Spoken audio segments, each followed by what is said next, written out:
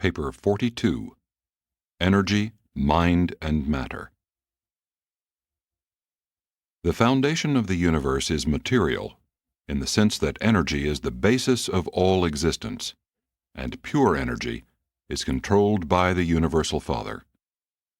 Force, energy, is the one thing which stands as an everlasting monument demonstrating and proving the existence and presence of the universal absolute. This vast stream of energy proceeding from the paradise presences has never lapsed, never failed. There has never been a break in the infinite upholding. The manipulation of universe energy is ever in accordance with the personal will and the all-wise mandates of the Universal Father. This personal control of manifested power and circulating energy is modified by the coordinate acts and decisions of the Eternal Son, as well as by the united purposes of the Son and the Father executed by the conjoint actor. These divine beings act personally and as individuals. They also function in the persons and powers of an almost unlimited number of subordinates, each variously expressive of the eternal and divine purpose in the universe of universes. But these functional and provisional modifications, or transmutations of divine power, in no way lessen the truth of the statement that all force energy is under the ultimate control of a personal God resident at the center of all things. 1. Paradise forces and energies. The foundation of the universe is material, but the essence of life is spirit. The Father of spirits is also the ancestor of universes. The eternal Father of the original Son is also the eternity source of the original pattern, the Isle of Paradise. Matter, energy, for they are but diverse manifestations of the same cosmic reality, as a universe phenomenon, is inherent in the Universal Father. In Him all things consist. Matter may appear to manifest inherent energy and to exhibit self-contained powers, but the lines of gravity involved in the energies concerned in all these physical phenomena are derived from and are dependent on paradise. The ultimaton, the first measurable form of energy, has paradise as its nucleus. There is innate in matter and present in universal space a form of energy not known on Urantia. When this discovery is finally made, then will physicists feel that they have solved, almost at least, the mystery of matter. And so will they have approached one step nearer the Creator. So will they have mastered one more phase of the divine technique. But in no sense will they have found God. Neither will they have established the existence of matter or the operation of natural laws apart from the cosmic technique of paradise and the motivating purpose of the Universal Father. Subsequent to even still greater progress and further discoveries, after Urantia has advanced immeasurably in comparison with present knowledge, though you should gain control of the energy revolutions of the electrical units of matter to the extent of modifying their physical manifestations, even after all such possible progress, forever will scientists be powerless to create one atom of matter or to originate one flash of energy, or ever to add to matter that which we call life. The creation of energy and the bestowal of life are the prerogatives of the Universal Father and His associate creator personalities. The river of energy and life is a continuous outpouring from the deities, the universal and united stream of paradise force going forth to all space. This divine energy pervades all creation. The force organizers initiate those changes and institute those modifications of space force which eventuate in energy. The power directors transmute energy into matter. Thus the material worlds are born.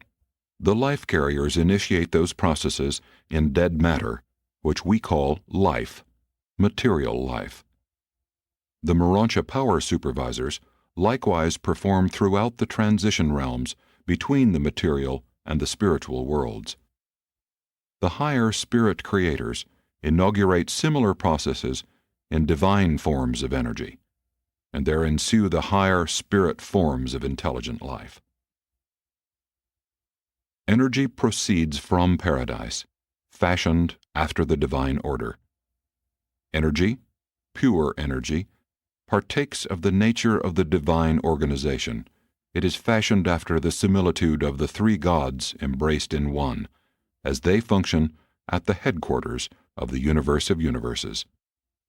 And all force is circuited in paradise, comes from the paradise presences, and returns thereto, and is, in essence, a manifestation of the uncaused cause, the universal Father. And without the Father would not anything exist that does exist. Force derived from self-existent deity is in itself ever existent. Force energy is imperishable, indestructible. These manifestations of the infinite may be subject to unlimited transmutation, endless transformation, and eternal metamorphosis, but in no sense or degree, not even to the slightest imaginable extent, could they or ever shall they suffer extinction. But energy, though springing from the infinite, is not infinitely manifest. There are outer limits to the presently conceived master universe. Energy is eternal, but not infinite. It ever responds to the all-embracing grasp of infinity. Forever force and energy go on. Having gone out from paradise, they must return thereto, even if age upon age be required for the completion of the ordained circuit. That which is of paradise deity origin can have only a paradise destination or a deity destiny. And all this confirms our belief in a circular, somewhat limited, but orderly and far-flung universe of universes. If this were not true, then evidence of energy depletion at some point would sooner or later appear. All laws, organizations, administration, and the testimony of universe explorers, everything points to the existence of an infinite God, but as yet a finite universe, a circularity of endless existence, well nigh limitless, but nevertheless finite in contrast with infinity. 2. Universal non-spiritual energy systems. Physical energies. It is indeed difficult to find suitable words in the English language whereby to designate and wherewith to describe the various levels of force and energy, physical, mental, or spiritual. These narratives cannot altogether follow your accepted definitions of force, energy, and power. There is such paucity of language that we must use these terms in multiple meanings. In this paper, for example, the word energy is used to denote all phases and forms of phenomenal motion, action, and potential, while force is applied to the pre-gravity and power to the post-gravity stages of energy.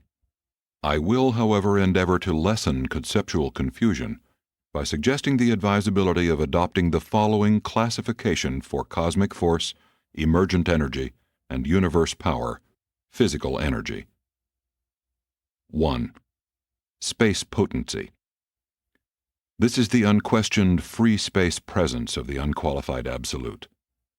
The extension of this concept connotes the universe force-space potential inherent in the functional totality of the unqualified absolute, while the intension of this concept implies the totality of cosmic reality, universes, which emanated eternity-wise from the never-beginning, never-ending, never-moving, never-changing Isle of Paradise. The phenomena indigenous to the nether side of Paradise probably embrace three zones of absolute force presence and performance. The fulcral zone of the unqualified absolute, the zone of the Isle of Paradise itself, and the intervening zone of certain unidentified equalizing and compensating agencies or functions. These triconcentric zones are the centrum of the paradise cycle of cosmic reality. Space potency is a pre-reality. It is the domain of the unqualified absolute, and is responsive only to the personal grasp of the Universal Father, notwithstanding that it is seemingly modifiable by the presence of the primary master force organizers. On Uversa, space potency is spoken of as absoluta. 2. Primordial force. This represents the first basic change in space potency and may be one of the nether paradise functions of the unqualified absolute. We know that the space presence going out from nether paradise is modified in some manner from that which is incoming. But regardless of any such possible relationships, the openly recognized transmutation of space potency into primordial force is the primary differentiating function of the tension presence of the living paradise force organizers. Passive and potential force becomes active and primordial in response to the resistance afforded by the space presence of the primary eventuated master force organizers. Force is now emerging from the exclusive domain of the unqualified absolute into the realms of multiple response to certain primal motions initiated by the God of Action, and thereupon to certain compensating motions emanating from the universal absolute. Primordial force is seemingly reactive to transcendental causation in proportion to absoluteness. Primordial force is sometimes spoken of as pure energy. On Uversa, we refer to it as segregata. 3. Emergent energies. The passive presence of the primary force organizers is sufficient to transform space potency into primordial force, and it is upon such an activated space field that these same force organizers begin their initial and active operations. Primordial force is destined to pass through two distinct phases of transmutation in the realms of energy manifestation before appearing as universe power. These two levels of emerging energy are A. Puissant energy. This is the powerful directional, mass-movemented, mighty-tensioned, and forcible reacting energy, gigantic energy systems set in motion by the activities of the primary force organizers. This primary or puissant energy is not at first definitely responsive to the paradise gravity pull, though probably yielding an aggregate mass or space directional response to the collective group of absolute influences operative from the nether side of paradise. When energy emerges to the level of initial response to the circular and absolute gravity grasp of paradise, the primary force organizers give way to the functioning of their secondary associates. B. Gravity energy. The now appearing gravity-responding energy carries the potential of universe power and becomes the active ancestor of all universe matter. This secondary or gravity energy is the product of the energy elaboration resulting from the pressure presence and the tension trends set up by the associate transcendental master force organizers. In response to the work of these force manipulators, space energy rapidly passes from the puissant to the gravity stage, thus becoming directly responsive to the circular grasp of paradise, absolute gravity, while disclosing a certain potential for sensitivity to the linear gravity pull inherent in the soon appearing material mass of the electronic and the post-electronic stages of energy and matter. Upon the appearance of gravity response, the associate master force organizers may retire from the energy cyclones of space, provided the universe power directors are assignable to that field of action. We are quite uncertain regarding the exact causes of the early stages of force evolution, but we recognize the intelligent action of the ultimate in both levels of emergent energy manifestation. puissant and gravity energies, when regarded collectively, are spoken of on Uversa as ultimata. 4. Universe power. Space force has been changed into space energy, and thence into the energy of gravity control. Thus has physical energy been ripened to that point where it can be directed into channels of power and made to serve the manifold purposes of the universe creators. This work is carried on by the versatile directors, centers, and controllers of physical energy in the grand universe, the organized and inhabited creations. These universe power directors assume the more or less complete control of 21 of the 30 phases of energy constituting the present energy system of the 7 superuniverses. This domain of power energy matter is the realm of the intelligent activities of the sevenfold, functioning under the time-space overcontrol of the Supreme. On Uversa, we refer to the realm of universe power as gravita. 5. Havona energy. In concept, this narrative has been moving paradiseward as transmuting space force has been followed, level by level, to the working level of the energy power of the universes of time and space. Continuing paradiseward, there is next encountered a pre-existent phase of energy which is characteristic of the central universe. Here, the evolutionary cycle seems to turn back upon itself. Energy power now seems to begin to swing back towards force, but force of a nature very unlike that of space potency and primordial force. Havona energy systems are not dual, they are triune. This is the existential energy domain of the conjoint actor, functioning in behalf of the Paradise Trinity. On Uversa, these energies of Havona are known as triata. 6. Transcendental energy. This energy system operates on and from the upper level of paradise, and only in connection with the Absonite peoples. On Uversa, it is denominated Tranosta. 7. Monota. Energy is close of kin to divinity when it is paradise energy. We incline to the belief that Monota is the living, non-spirit energy of paradise, an eternity counterpart of the living spirit energy of the original Sun, hence the non-spiritual energy system of the Universal Father. We cannot differentiate the nature of paradise spirit and paradise Monota. They are apparently alike. They have different names, but you can hardly be told very much about a reality whose spiritual and whose non-spiritual manifestations are distinguishable only by name.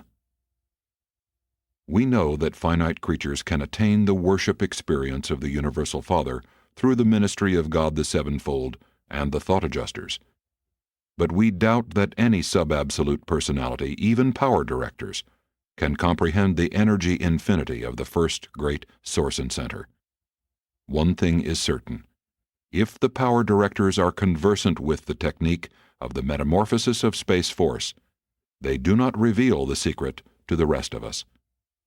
It is my opinion that they do not fully comprehend the function of the force organizers.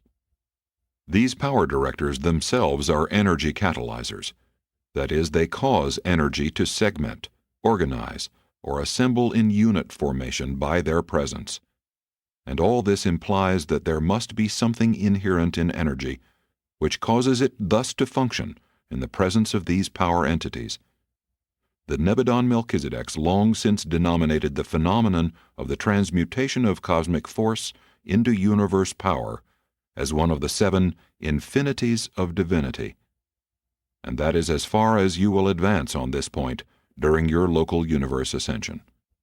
Notwithstanding our inability fully to comprehend the origin, nature, and transmutations of cosmic force, we are fully conversant with all phases of emergent energy behavior, from the times of its direct and unmistakable response to the action of paradise gravity, about the time of the beginning of the function of the superuniverse power directors. 3. Classification of matter. Matter in all universes, excepting in the central universe, is identical.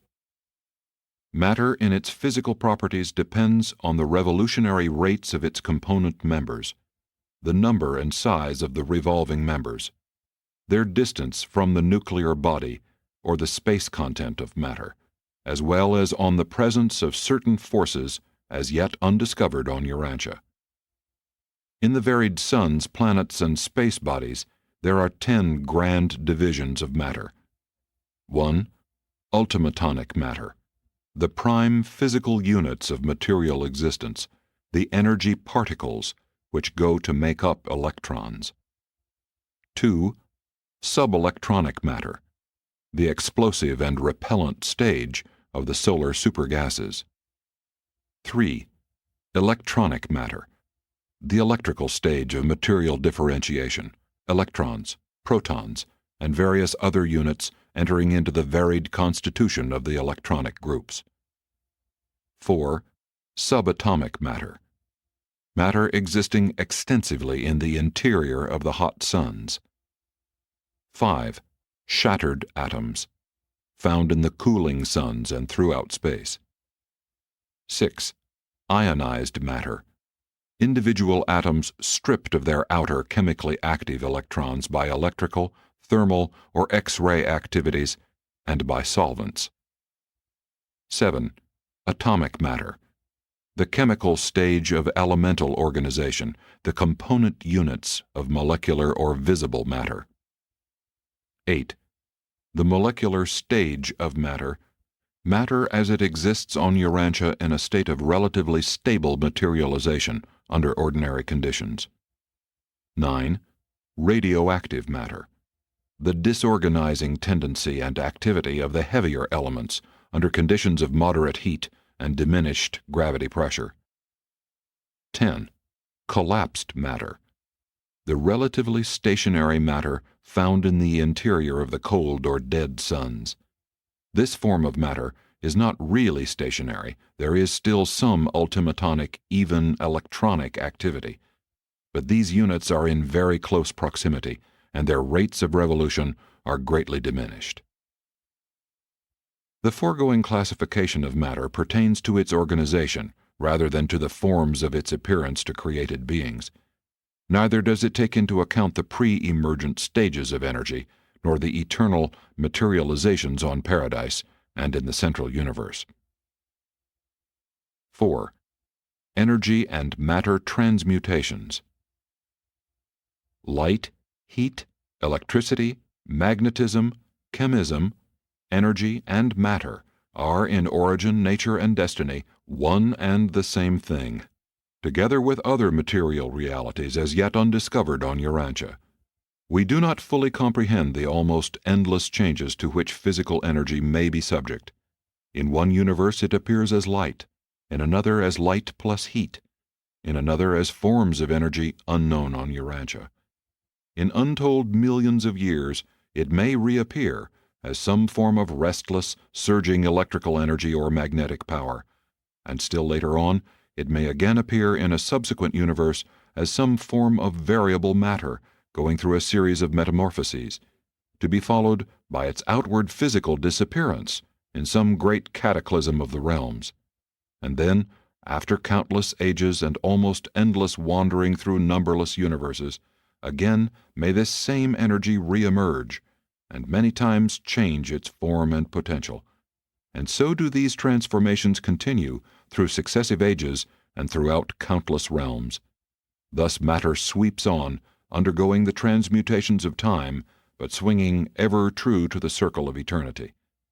Even if long prevented from returning to its source, it is ever responsive thereto, and it ever proceeds in the path ordained by the infinite personality who sent it forth. The power centers and their associates are much concerned in the work of transmuting the ultimaton into the circuits and revolutions of the electron. These unique beings control and compound power by their skillful manipulation of the basic units of materialized energy, the ultimatons. They are masters of energy as it circulates in this primitive state. In liaison with the physical controllers, they are able to effectively control and direct energy, even after it has transmuted to the electrical level, the so-called electronic stage. But their range of action is enormously curtailed when electronically organized energy swings into the worlds of the atomic systems. Upon such materialization, these energies fall under the complete grasp of the drawing power of linear gravity. Gravity acts positively on the power lanes and energy channels of the power centers and the physical controllers, but these beings have only a negative relation to gravity, the exercise of their anti-gravity endowments. Throughout all space, cold and other influences are at work creatively organizing ultimatons into electrons. Heat is the measurement of electronic activity, while cold merely signifies absence of heat, comparative energy rest, the status of the universal force charge of space, provided neither emergent energy nor organized matter were present and responding to gravity. Gravity presence and action is what prevents the appearance of the theoretical absolute zero, for interstellar space does not have the temperature of absolute zero. Throughout all organized space, there are gravity-responding energy currents, power circuits, and ultimatonic activities, as well as organizing electronic energies. Practically speaking, space is not empty. Even the atmosphere of Urantia thins out increasingly until at about 3,000 miles, it begins to shade off into the average space matter in this section of the universe. The most nearly empty space known in Nebadon would yield about 100 ultimatons, the equivalent of 1 electron in each cubic inch. Such scarcity of matter is regarded as practically empty space. Temperature, heat, and cold is secondary only to gravity in the realms of energy and matter evolution. Ultimatons are humbly obedient to temperature extremes.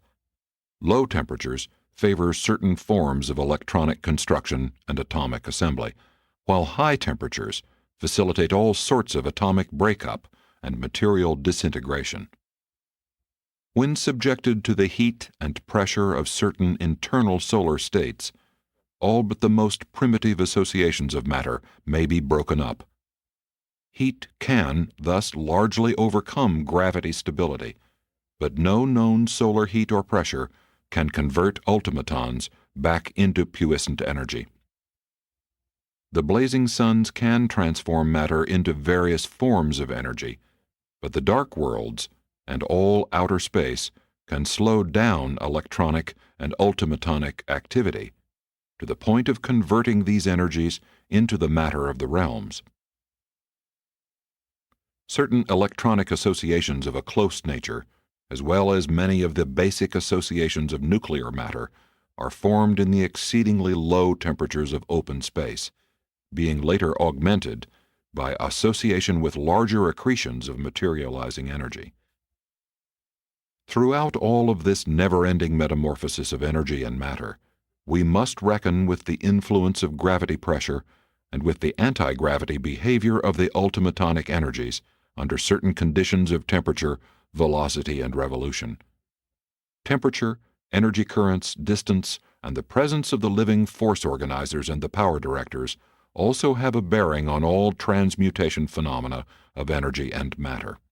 The increase of mass in matter is equal to the increase of energy divided by the square of the velocity of light. In a dynamic sense, the work which resting matter can perform is equal to the energy expended in bringing its parts together from paradise, minus the resistance of the forces overcome in transit and the attraction exerted by the parts of matter on one another. The existence of pre-electronic forms of matter is indicated by the 2 atomic weights of lead. The lead of original formation weighs slightly more than that produced through uranium disintegration by way of radium emanations, and this difference in atomic weight represents the actual loss of energy in the atomic breakup.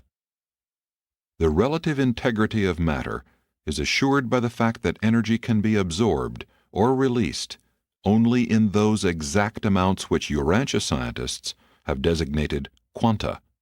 This wise provision in the material realms serves to maintain the universes as going concerns.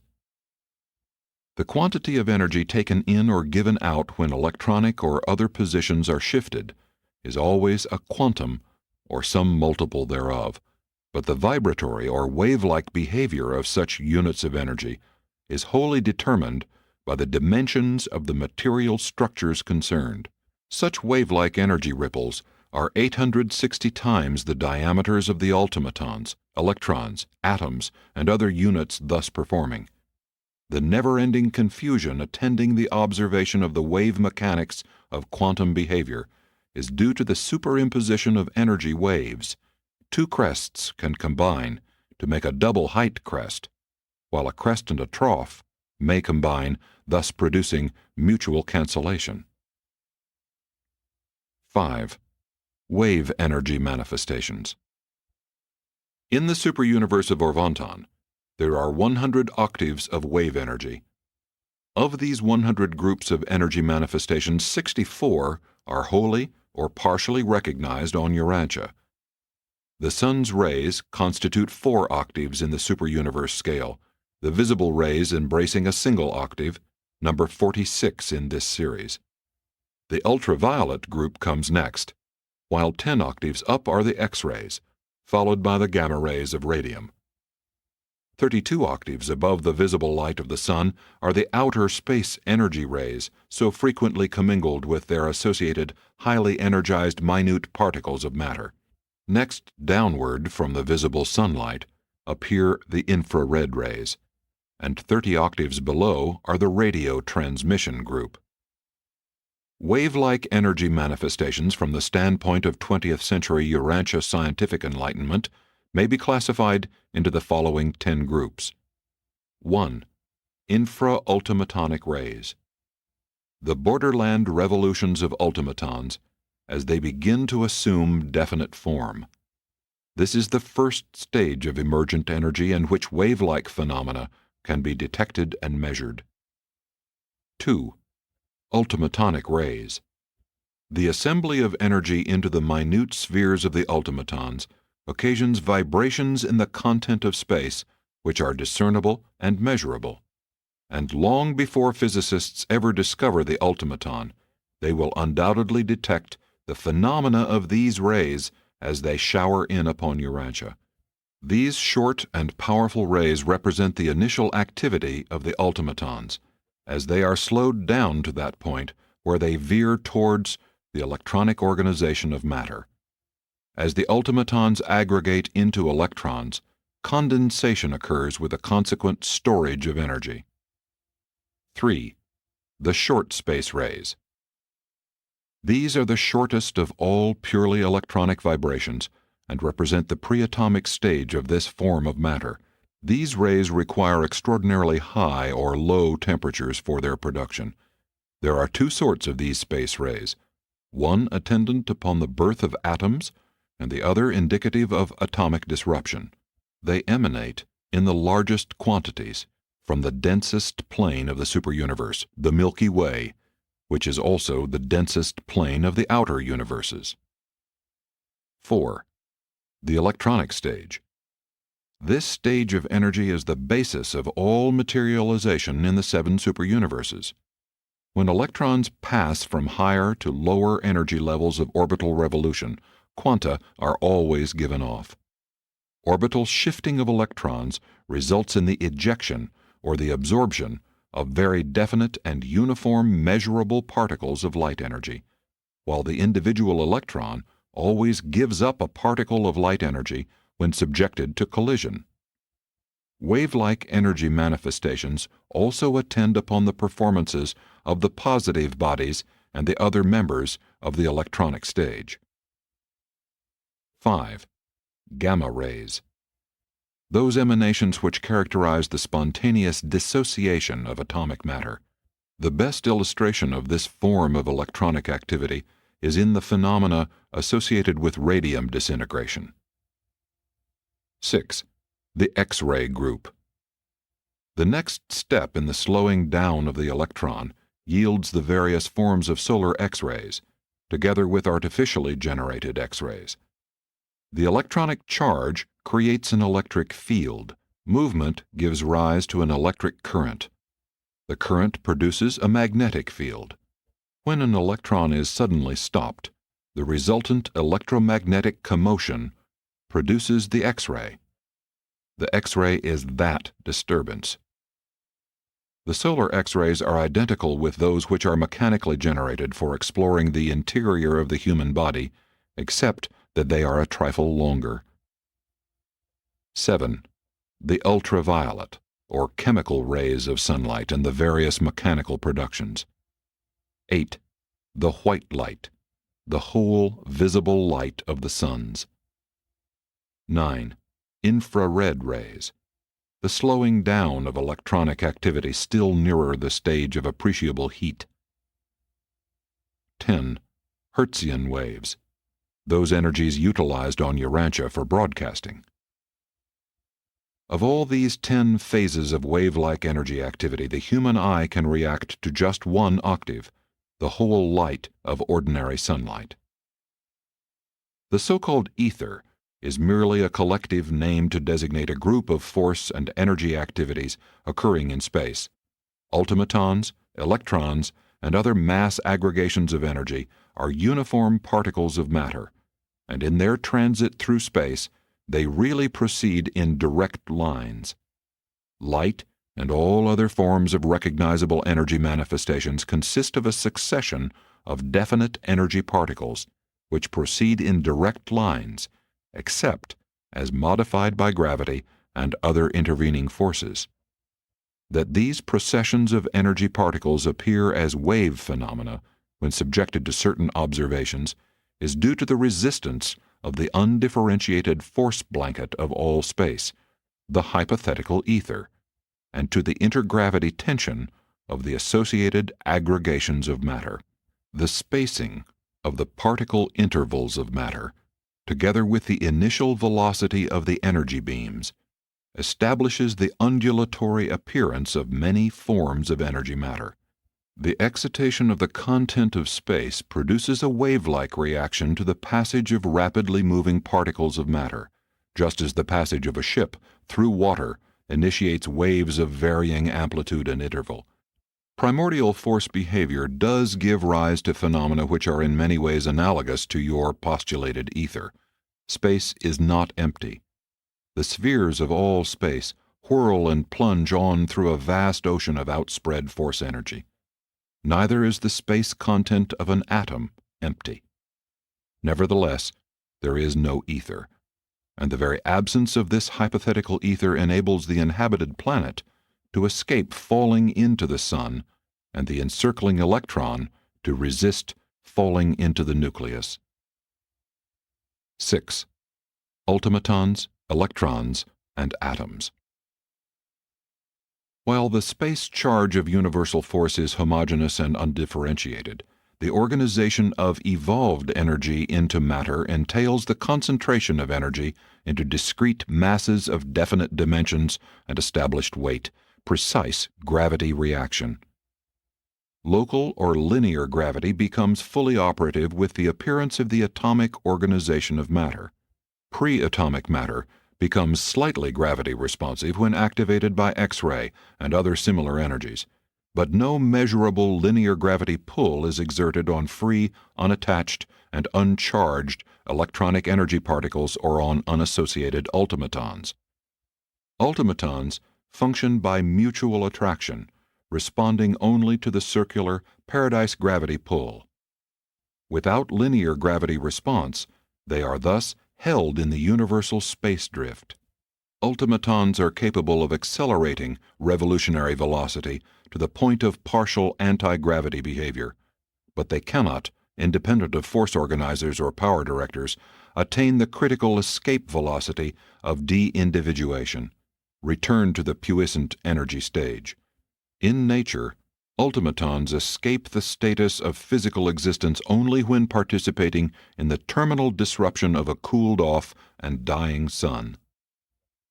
The ultimatons, unknown on Urantia, slow down through many phases of physical activity before they attain the revolutionary energy prerequisites to electronic organization.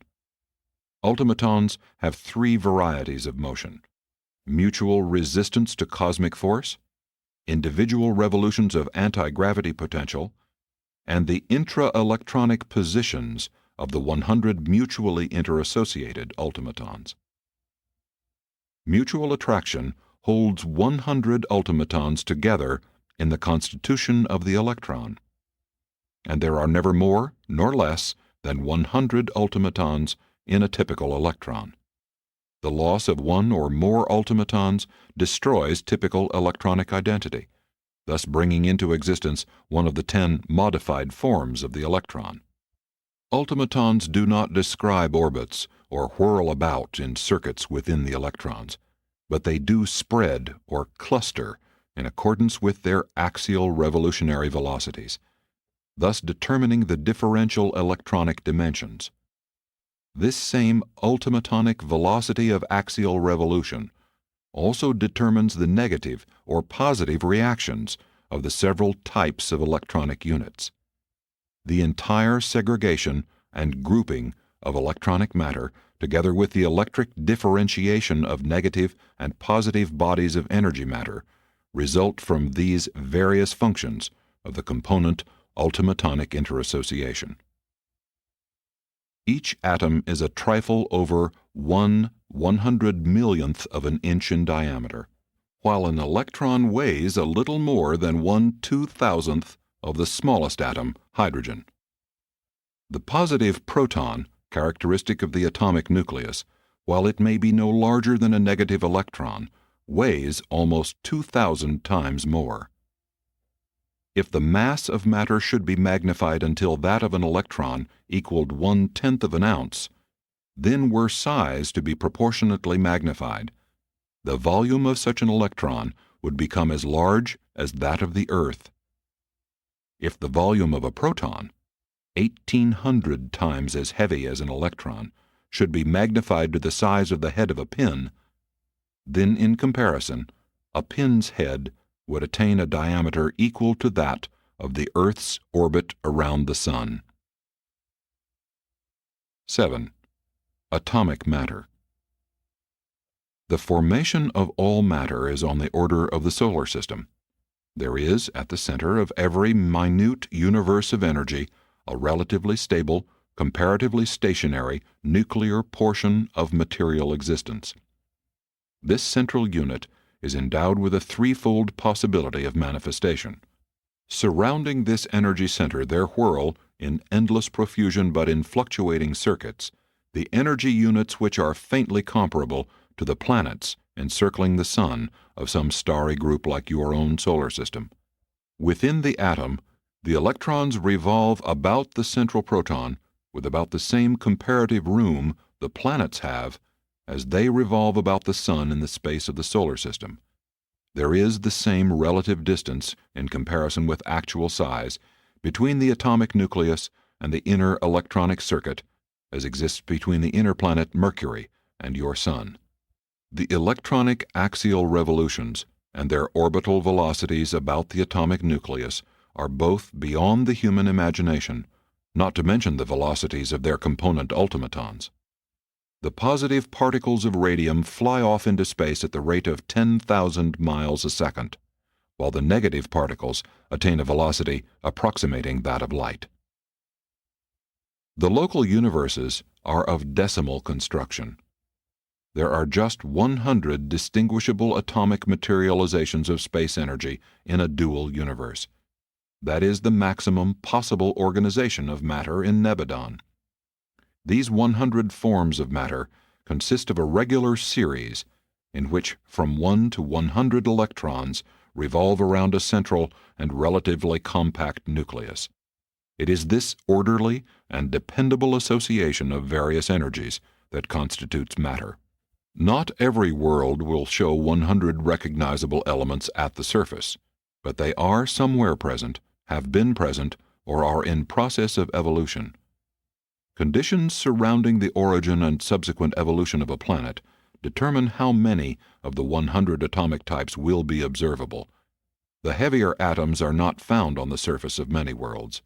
Even on Urantia, the known heavier elements manifest a tendency to fly to pieces, as is illustrated by radium behavior. Stability of the atom depends on the number of electrically inactive neutrons in the central body. Chemical behavior is wholly dependent on the activity of the freely revolving electrons. In Orvonton, it has never been possible naturally to assemble over 100 orbital electrons in one atomic system. When 101 have been artificially introduced into the orbital field, the result has always been the well-nigh instantaneous disruption of the central proton, with the wild dispersion of the electrons and other liberated energies.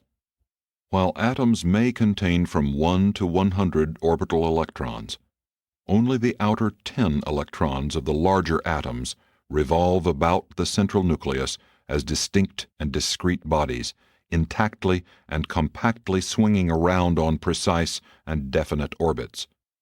The 30 electrons nearest the center are difficult of observation or detection as separate and organized bodies.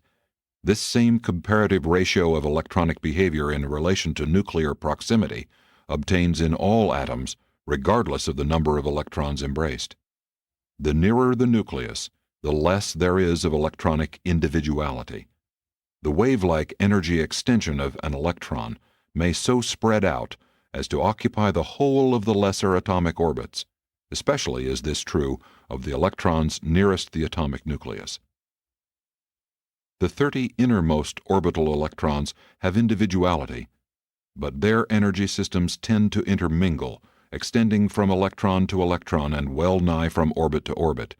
The next 30 electrons constitute the second family, or energy zone, and are of advancing individuality, bodies of matter exerting a more complete control over their attendant energy systems. The next 30 electrons, the third energy zone, are still more individualized and circulate in more distinct and definite orbits. The last 10 electrons, present in only the 10 heaviest elements, are possessed of the dignity of independence and are, therefore, able to escape more or less freely from the control of the mother nucleus.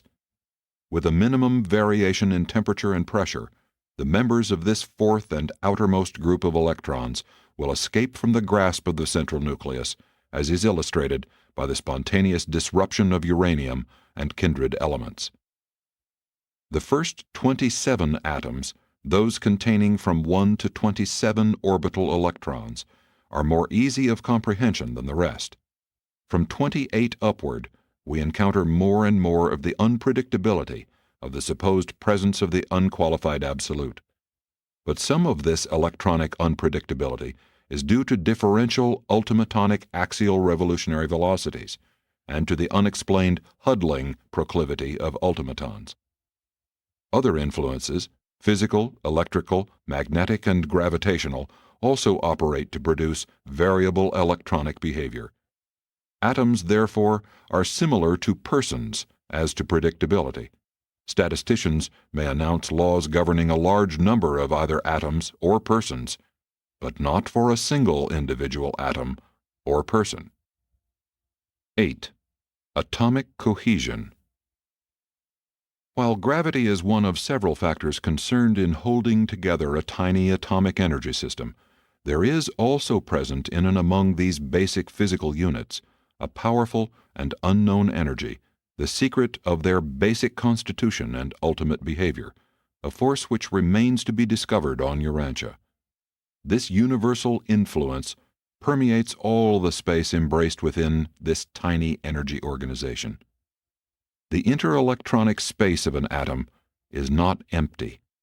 Throughout an atom, this interelectronic space is activated by wave-like manifestations, which are perfectly synchronized with electronic velocity and ultimatonic revolutions. This force is not wholly dominated by your recognized laws of positive and negative attraction. Its behavior is therefore sometimes unpredictable. This unnamed influence seems to be a space force reaction of the unqualified absolute.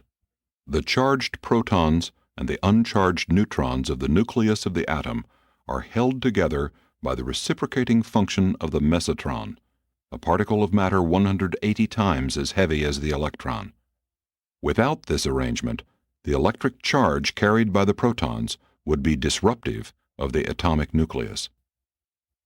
As atoms are constituted, neither electric nor gravitational forces could hold the nucleus together. The integrity of the nucleus is maintained by the reciprocal cohering function of the mesotron, which is able to hold charged and uncharged particles together because of superior force-mass power, and by the further function of causing protons and neutrons constantly to change places. The mesotron causes the electric charge of the nuclear particles to be incessantly tossed back and forth between protons and neutrons. At 1 infinitesimal part of a second, a given nuclear particle is a charged proton, and the next an uncharged neutron. And these alternations of energy status are so unbelievably rapid that the electric charge is deprived of all opportunity to function as a disruptive influence. Thus does the mesotron function as an energy carrier particle which mightily contributes to the nuclear stability of the atom. The presence and function of the mesotron also explains another atomic riddle. When atoms perform radioactively, they emit far more energy than would be expected. This excess of radiation is derived from the breaking up of the mesotron energy carrier, which thereby becomes a mere electron. The mesotronic disintegration is also accompanied by the emission of certain small, uncharged particles. The mesotron explains certain cohesive properties of the atomic nucleus, but it does not account for the cohesion of proton to proton, nor for the adhesion of neutron to neutron. The paradoxical and powerful force of atomic cohesive integrity is a form of energy as yet undiscovered on Urantia. These mesotrons are found abundantly in the space rays which so incessantly impinge upon your planet. 9. Natural philosophy. Religion is not alone dogmatic. Natural philosophy equally tends to dogmatize. When a renowned religious teacher reasoned that the number 7 was fundamental to nature because there are 7 openings in the human head, if he had known more of chemistry, he might have advocated such a belief founded on a true phenomenon of the physical world. There is in all the physical universes of time and space, notwithstanding the universal manifestation of the decimal constitution of energy, the ever-present reminder of the reality of the 7-fold electronic organization of pre-matter. The number 7 is basic to the central universe and the spiritual system of inherent transmissions of character. But the number 10, the decimal system, is inherent in energy, matter, and the material creation. Nevertheless, the atomic world does display a certain periodic characterization which recurs in groups of 7, a birthmark carried by this material world, indicative of its far-distant spiritual origin. This 7-fold persistence of creative constitution is exhibited in the chemical domains as a recurrence of similar physical and chemical properties in segregated periods of 7, when the basic elements are arranged in the order of their atomic weights. When the Urantia chemical elements are thus arranged in a row, any given quality or property tends to recur by 7s. This periodic change by 7s recurs diminishingly and with variations throughout the entire chemical table, being most markedly observable in the earlier or lighter atomic groupings.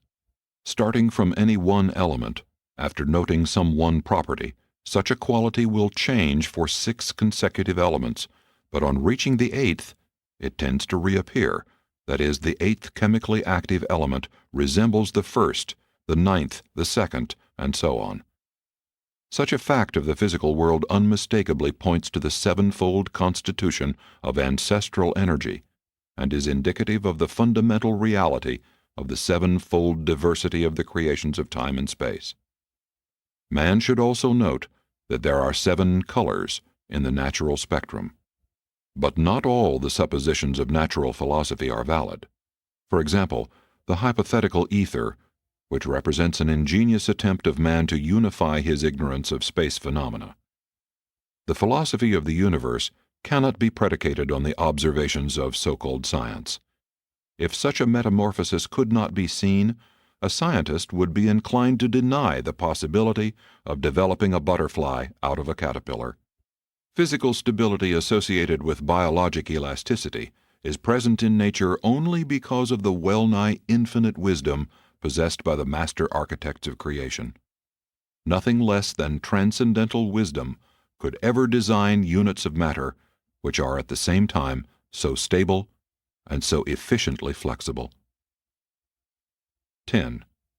Universal, non-spiritual energy systems, material mind systems. The endless sweep of relative cosmic reality from the absoluteness of paradise monota to the absoluteness of space potency is suggestive of certain evolutions of relationship in the non-spiritual realities of the first source and center, those realities which are concealed in space potency, revealed in monota, and provisionally disclosed on intervening cosmic levels. This eternal cycle of energy being circuited in the Father of universes is absolute, and being absolute is expansile in neither fact nor value. Nevertheless, the Primal Father is even now, as always, self-realizing of an ever-expanding arena of time-space and of time-space transcended meanings, an arena of changing relationships wherein energy matter is being progressively subjected to the over-control of living and divine spirit through the experiential striving of living and personal mind.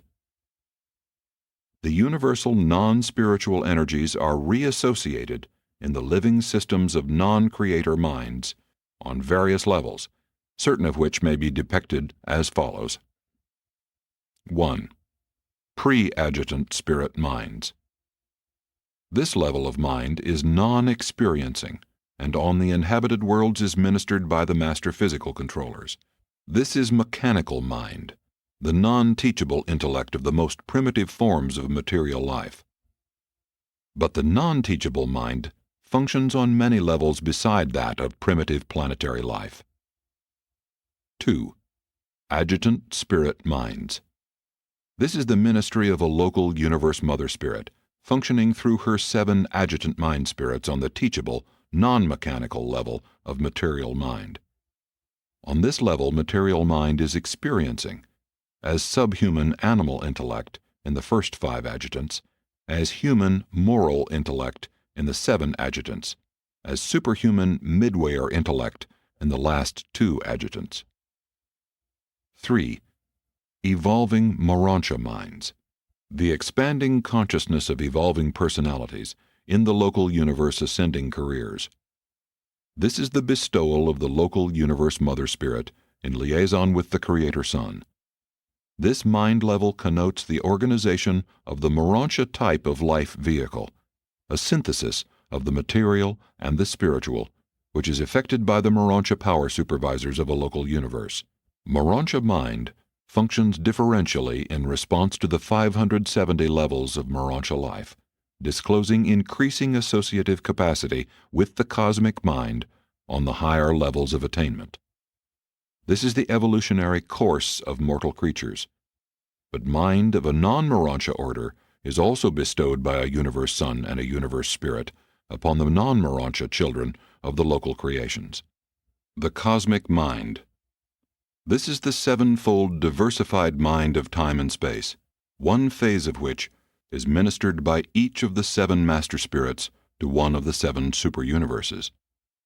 The cosmic mind encompasses all finite mind levels and coordinates experientially with the evolutionary deity levels of the supreme mind and transcendentally with the existential levels of absolute mind, the direct circuits of the conjoint actor.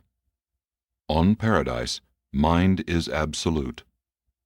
In Havona, absonite. In Orvonton, finite. Mind always connotes the presence activity of living ministry, plus varied energy systems, and this is true of all levels and of all kinds of mind. But beyond the cosmic mind, it becomes increasingly difficult to portray the relationships of mind to non-spiritual energy. Havona mind is sub-absolute but super-evolutionary, Being existential, experiential, it is nearer the absonite than any other concept revealed to you. Paradise mind is beyond human understanding. It is existential, non-spatial, and non-temporal.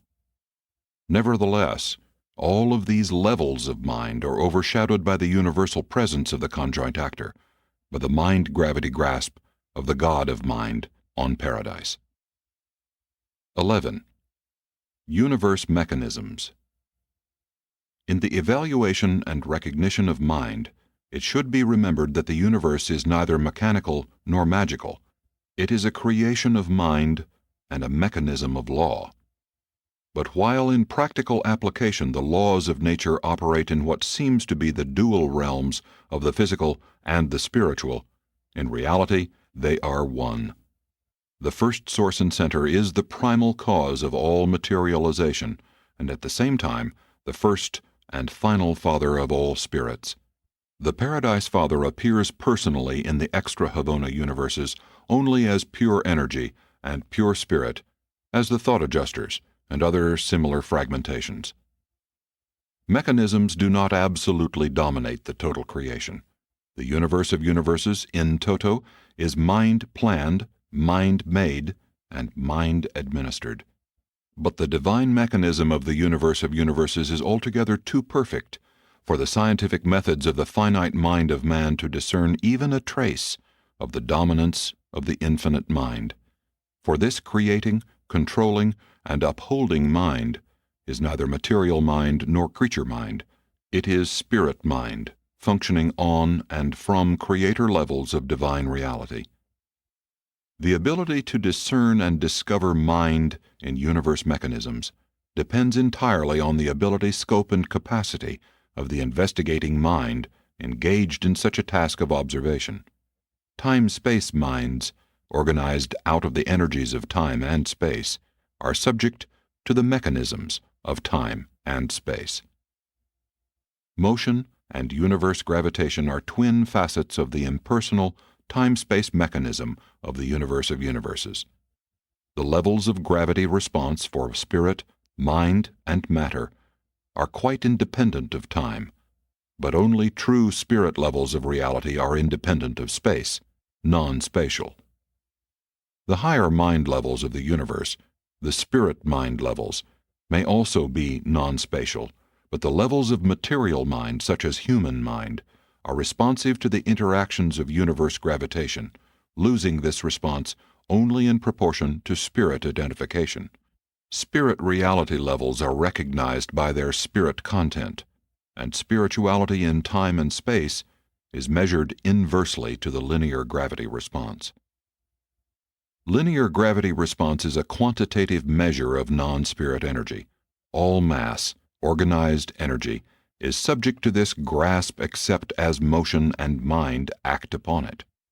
Linear gravity is the short-range cohesive force of the macrocosmos, somewhat as the forces of intra-atomic cohesion are the short-range forces of the microcosmos. Physical materialized energy, organized as so-called matter, cannot traverse space without affecting linear gravity response. Although such gravity response is directly proportional to mass, it is so modified by intervening space that the final result is no more than roughly approximated when expressed as inversely according to the square of the distance. Space eventually conquers linear gravitation because of the presence therein of the anti-gravity influences of numerous supermaterial forces, which operate to neutralize gravity action and all responses thereto. Extremely complex and highly automatic appearing cosmic mechanisms always tend to conceal the presence of the originative or creative indwelling mind from any and all intelligences very far below the universe levels of the nature and capacity of the mechanism itself. Therefore is it inevitable that the higher universe mechanisms must appear to be mindless to the lower orders of creatures. The only possible exception to such a conclusion would be the implication of mindedness in the amazing phenomenon of an apparently self-maintaining universe. But that is a matter of philosophy, rather than one of actual experience. Since mind coordinates the universe, fixity of mechanisms is non-existent. The phenomenon of progressive evolution associated with cosmic self-maintenance is universal. The evolutionary capacity of the universe is inexhaustible in the infinity of spontaneity. Progress towards harmonious unity, a growing experiential synthesis superimposed on an ever-increasing complexity of relationships, could be effected only by a purposive and dominant mind. The higher the universe mind associated with any universe phenomenon, the more difficult it is for the lower types of mind to discover it. And since the mind of the universe mechanism is creative spirit mind, even the mindedness of the infinite, it can never be discovered or discerned by the lower-level minds of the universe, much less by the lowest mind of all, the human. The evolving animal mind, while naturally God-seeking, is not alone and of itself inherently God-knowing. 12. Pattern and form, mind dominance. The evolution of mechanisms implies and indicates the concealed presence and dominance of creative mind. The ability of the mortal intellect to conceive, design, and create automatic mechanisms demonstrates the superior, creative, and purposive qualities of man's mind as the dominant influence on the planet. Mind always reaches out towards 1. Creation of material mechanisms. 2. Discovery of hidden mysteries. 3. Exploration of remote situations. 4. Formulation of mental systems. 5. Attainment of wisdom goals. 6. Achievement of spirit levels. 7. The accomplishment of divine destinies, supreme, ultimate, and absolute. Mind is always creative. The mind endowment of an individual animal, mortal, Morontian, spirit ascender, or finality attainer is always competent to produce a suitable and serviceable body for the living creature identity. But the presence phenomenon of a personality, or the pattern of an identity as such, is not a manifestation of energy, either physical, mental, or spiritual. The personality form is the pattern aspect of a living being. It connotes the arrangement of energies, and this, plus life and motion, is the mechanism of creature existence. Even spirit beings have form, and these spirit forms, patterns, are real. Even the highest type of spirit personalities have forms, personality presences in every sense analogous to Urantia mortal bodies. Nearly all beings encountered in the 7 superuniverses are possessed of forms, but there are a few exceptions to this general rule. Thought adjusters appear to be without form until after fusion with the surviving souls of their mortal associates. Solitary messengers, inspired Trinity spirits, personal aids of the infinite spirit, gravity messengers, transcendental recorders, and certain others are also without discoverable form. But these are typical of the exceptional few. The great majority have bona fide personality forms, forms which are individually characteristic and which are recognizable and personally distinguishable. The liaison of the cosmic mind and the ministry of the adjutant mind spirits evolve a suitable physical tabernacle for the evolving human being. Likewise does the Morontia mind individualize the Morontia form for all mortal survivors. As the mortal body is personal and characteristic for every human being, so will the Morontia form be highly individual and adequately characteristic of the creative mind which dominates it. No 2 Morontia forms are any more alike than any 2 human bodies.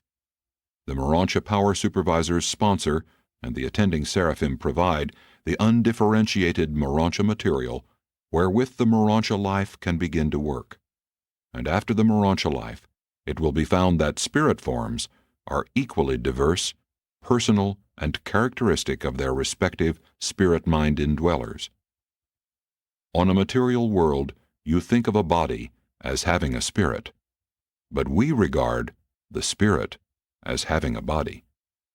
The material eyes are truly the windows of the spirit-born soul. The spirit is the architect. The mind is the builder. The body is the material building.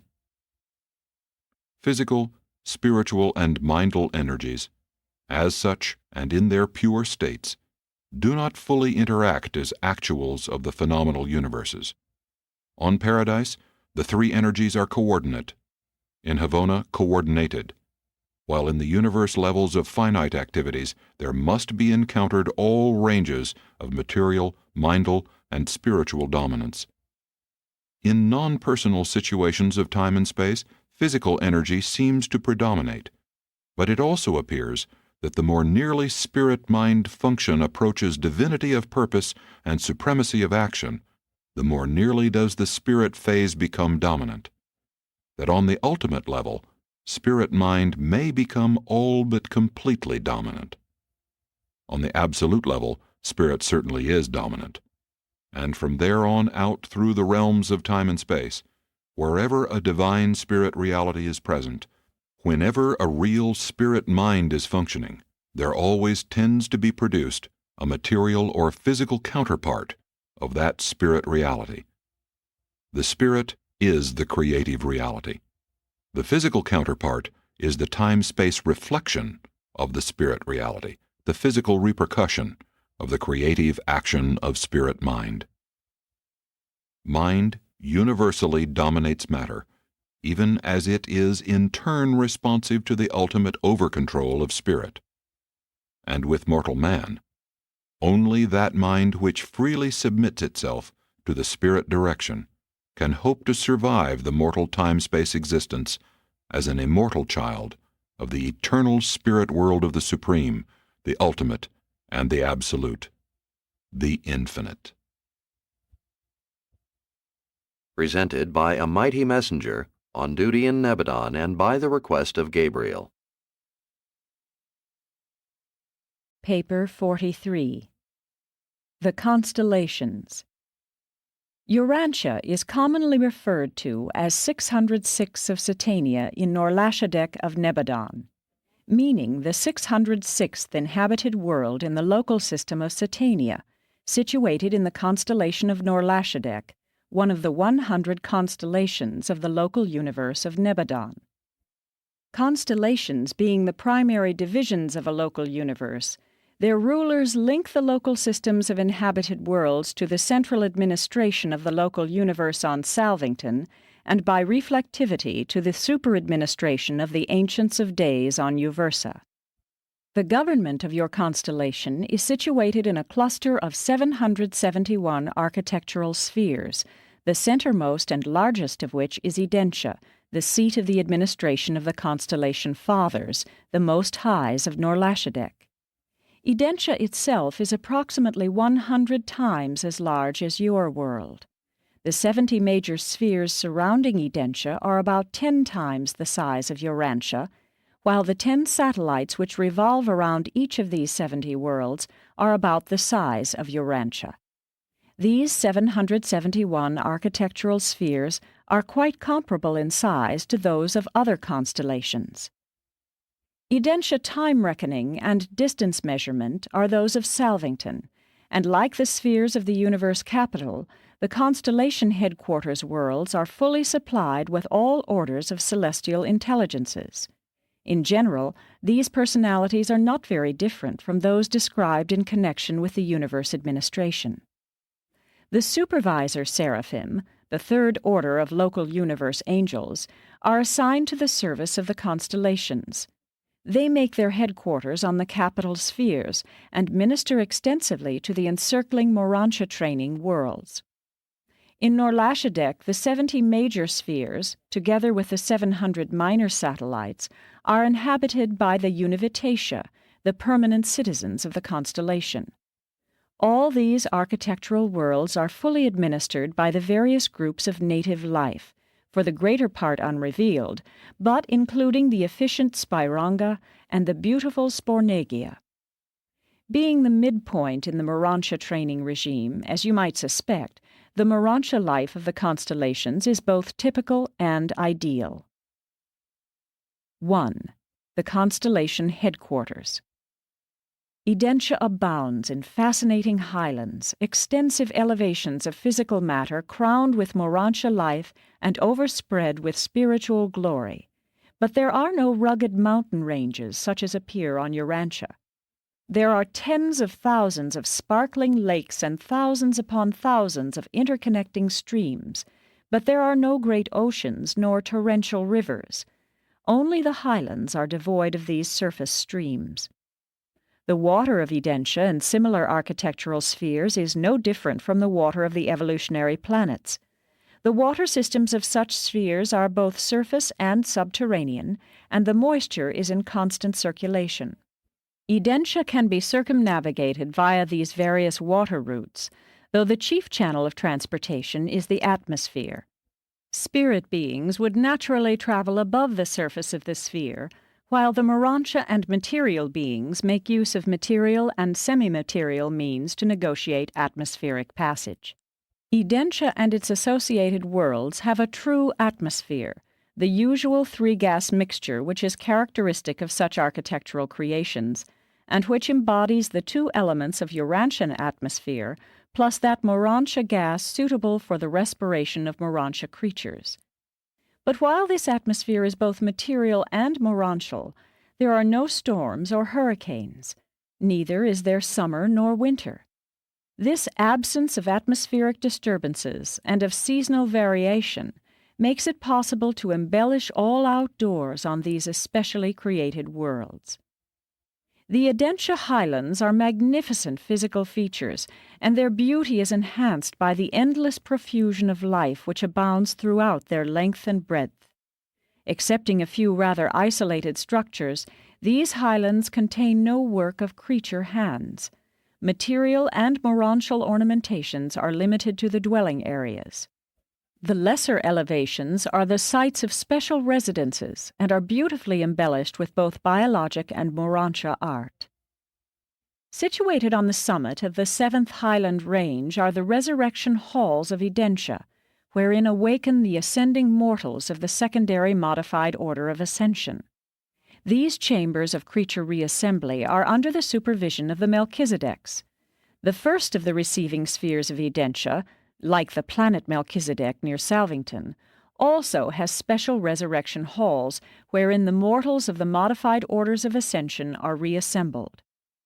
The Melchizedeks also maintain two special colleges on Urantia.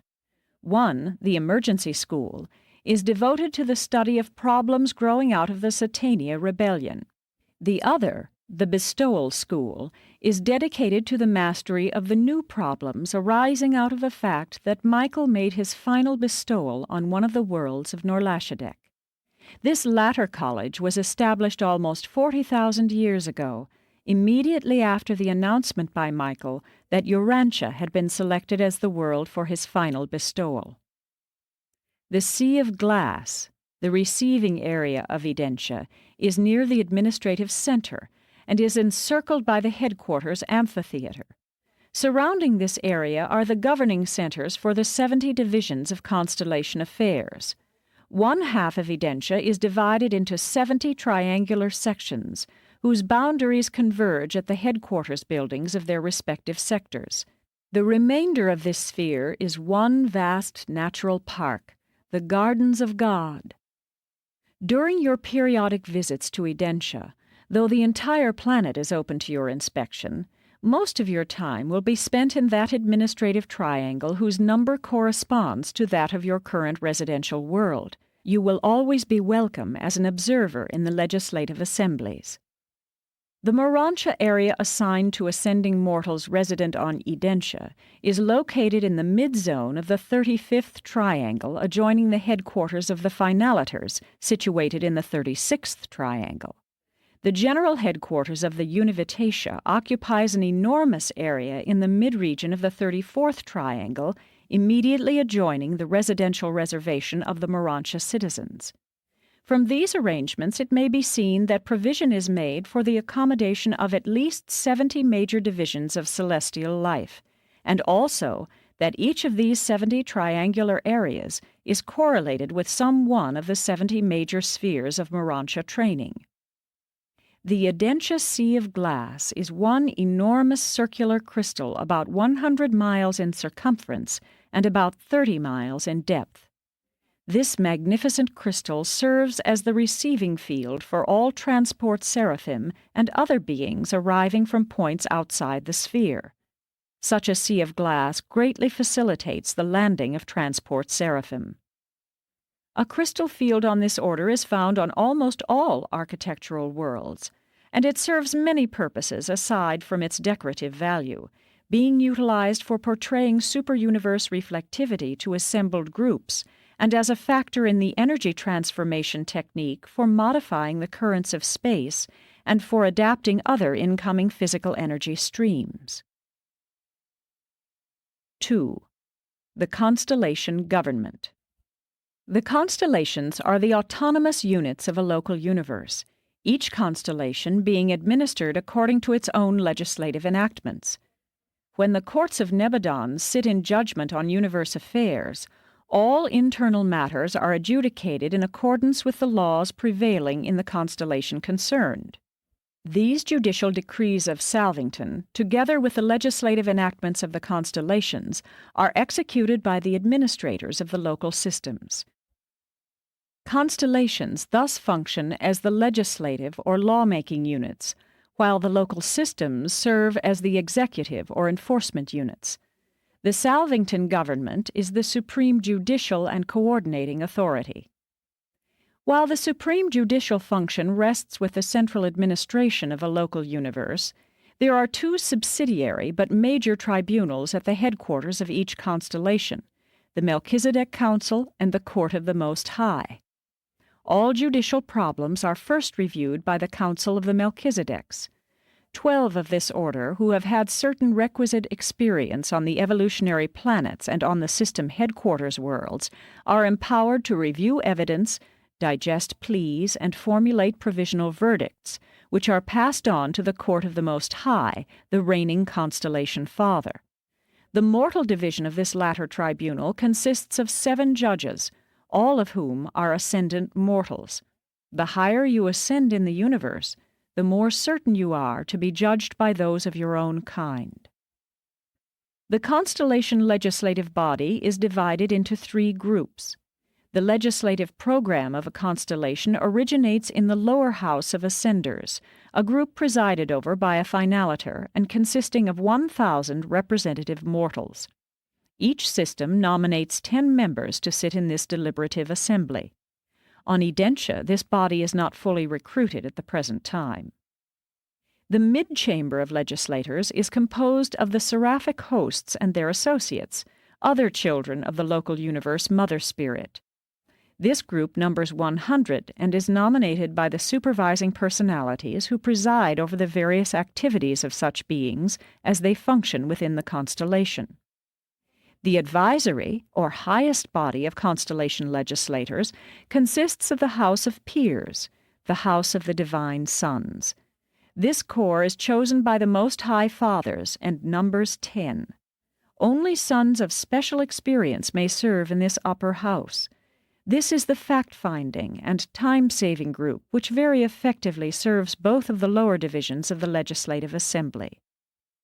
The combined Council of Legislators consists of 3 members from each of these separate branches of the Constellation Deliberative Assembly and is presided over by the reigning Junior Most High. This group sanctions the final form of all enactments and authorizes their promulgation by the broadcasters. The approval of this Supreme Commission renders legislative enactments the law of the realm. Their acts are final. The legislative pronouncements of Audentia constitute the fundamental law of all Norlashadek. 3. The Most Highs of Norlashadek. The rulers of the constellations are of the Verandadek order of local universe sonship. When commissioned to active duty in the universe as constellation rulers or otherwise, these sons are known as the Most Highs, since they embody the highest administrative wisdom, coupled with the most far-seeing and intelligent loyalty of all the orders of the local universe sons of God. Their personal integrity and their group loyalty have never been questioned. No disaffection of the Verandadek sons has ever occurred in Nebadon. At least 3 Verandadek sons are commissioned by Gabriel as the Most Highs of each of the Nebadon constellations. The presiding member of this trio is known as the Constellation Father, and his 2 associates as the Senior Most High and the Junior Most High. A Constellation Father reigns for 10,000 standard years, about 50,000 Urantia years, having previously served as Junior Associate and as Senior Associate for equal periods. The psalmist knew that Urantia was ruled by 3 Constellation Fathers, and accordingly spoke of their abode in the plural.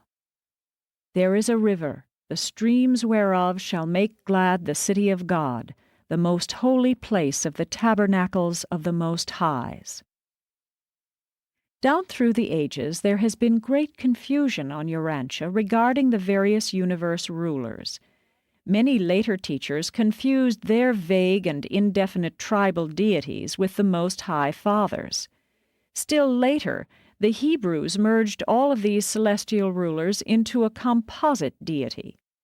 One teacher understood that the Most Highs were not the supreme rulers, for he said, "He who dwells in the secret place of the Most High shall abide under the shadow of the Almighty."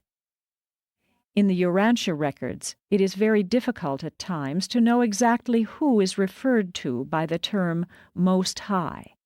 But Daniel fully understood these matters. He said, "The Most High rules in the kingdom of men, and gives it to whomsoever he will."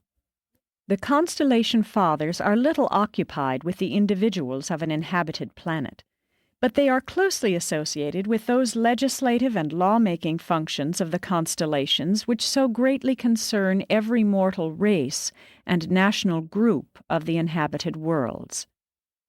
Although the constellation regime stands between you and the universe administration, as individuals you would ordinarily be little concerned with the constellation government. Your great interest would normally center in the local system, Satania. But temporarily, Urantia is closely related to the constellation rulers because of certain system and planetary conditions growing out of the Lucifer rebellion.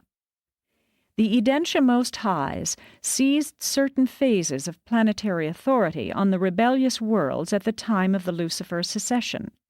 They have continued to exercise this power, and the Ancients of Days long since confirmed this assumption of control over these wayward worlds. They will no doubt continue to exercise this assumed jurisdiction as long as Lucifer lives. Much of this authority would ordinarily, in a loyal system, be invested in the system's sovereign. But there is still another way in which Urantia became peculiarly related to the Most Highs.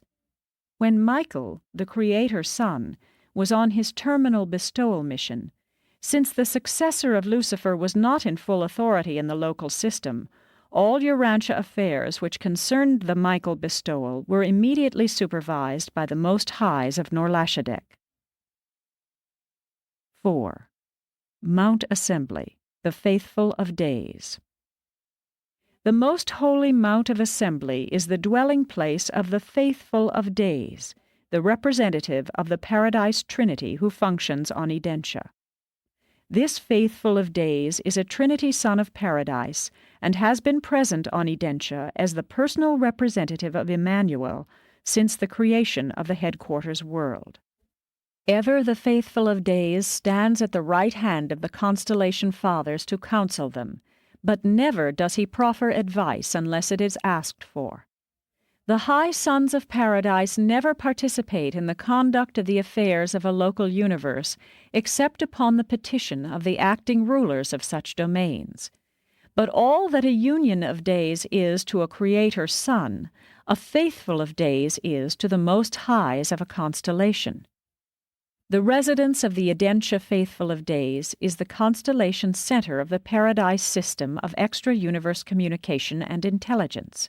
These Trinity sons, with the staffs of Havona and Paradise personalities, in liaison with the supervising union of days, are in direct and constant communication with their order throughout all the universes, even to Havona and Paradise. The Most Holy Mount is exquisitely beautiful and marvelously appointed, but the actual residence of the Paradise Sun is modest in comparison with the central abode of the Most Highs and the surrounding 70 structures comprising the residential unit of the Verandadek Sons. These appointments are exclusively residential. They are entirely separate from the extensive administrative headquarters buildings wherein the affairs of the constellation are transacted. The residence of the Faithful of Days on Urantia is located to the north of these residences of the Most Highs and is known as the Mount of Paradise Assembly. On this consecrated highland, the ascending mortals periodically assemble to hear this Son of Paradise tell of the long and intriguing journey of progressing mortals through the 1 billion perfection worlds of Havona and on to the indescribable delights of Paradise. And it is at these special gatherings on Mount Assembly that the Urantia mortals become more fully acquainted with the various groups of personalities of origin in the central universe. The traitorous Lucifer, one-time sovereign of Satania, in announcing his claims to increased jurisdiction, sought to displace all superior orders of sonship in the governmental plan of the local universe. He purposed in his heart, saying, "I will exalt my throne above the sons of God. I will sit upon the Mount of Assembly in the north. I will be like the Most High." The 100 system sovereigns come periodically to the Urantia conclaves which deliberate on the welfare of the constellation. After the Satania rebellion, the arch-rebels of Jerusalem were wont to come up to these Urantia councils just as they had on former occasions, and there was found no way to stop this arrogant effrontery until after the bestowal of Michael on Urantia and his subsequent assumption of unlimited sovereignty throughout all Nebadon. Never since that day have these instigators of sin been permitted to sit in the Urantia councils of the loyal system sovereigns. That the teachers of olden times knew of these things is shown by the record. And there was a day when the sons of God came to present themselves before the Most Highs, and Satan came also and presented himself among them. And this is a statement of fact, regardless of the connection in which it chances to appear. Since the triumph of Christ, all Ner-Lashadek is being cleansed of sin and rebels. Some time before Michael's death in the flesh, the fallen Lucifer's associate, Satan, sought to attend such an Urantia conclave. But the solidification of sentiment against the arch-rebels had reached the point where the doors of sympathy were so well-nigh universally closed that there could be found no standing ground for the Satania adversaries. When there exists no open door for the reception of evil, there exists no opportunity for the entertainment of sin. The doors of the hearts of all Urantia closed against Satan. He was unanimously rejected by the assembled system sovereigns, and it was at this time that the Son of Man beheld Satan fall as lightning from heaven. Since the Lucifer rebellion, a new structure has been provided near the residence of the Faithful of Days. This temporary edifice is the headquarters of the Most High Liaison, who functions in close touch with the Paradise Sun as advisor to the constellation government in all matters respecting the policy and attitude of the Order of Days towards sin and rebellion. 5. The Urantia Fathers since the Lucifer Rebellion. The rotation of the Most Highs on Urantia was suspended at the time of the Lucifer Rebellion. We now have the same rulers who were on duty at that time. We infer that no change in these rulers will be made until Lucifer and his associates are finally disposed of. The present government of the constellation, however, has been expanded to include 12 sons of the Verandadek order. These 12 are as follows. 1. the constellation Father.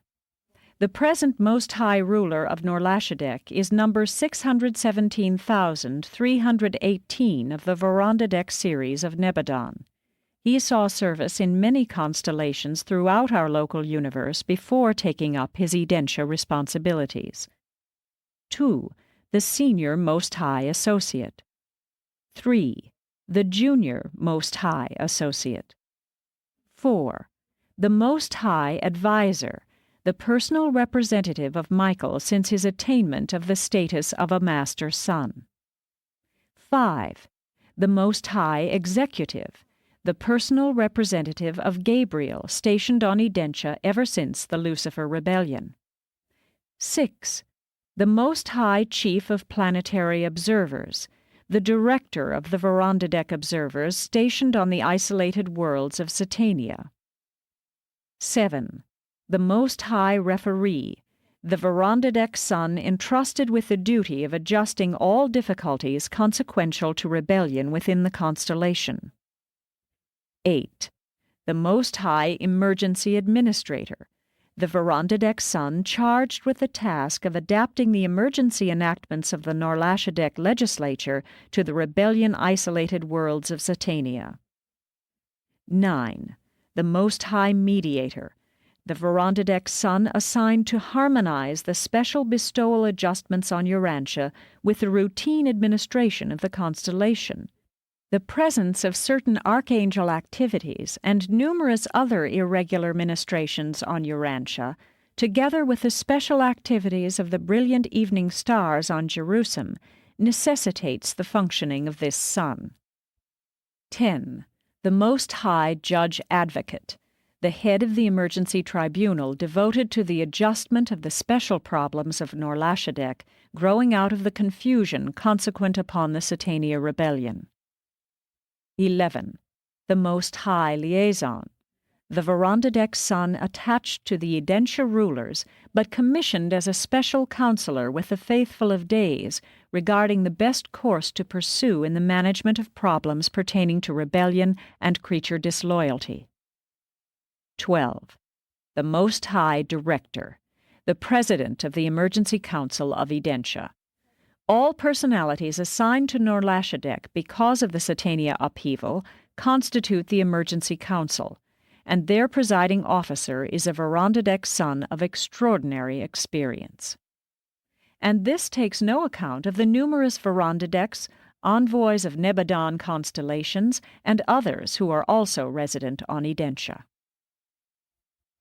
Ever since the Lucifer Rebellion, the Edentia Fathers have exercised a special care over Urantia and the other isolated worlds of Satania. Long ago, the prophet recognized the controlling hand of the constellation Fathers in the affairs of nations. When the Most High divided to the nations their inheritance, when he separated the sons of Adam, he set the bounds of the people. Every quarantined or isolated world has a Verandadek Son acting as an observer.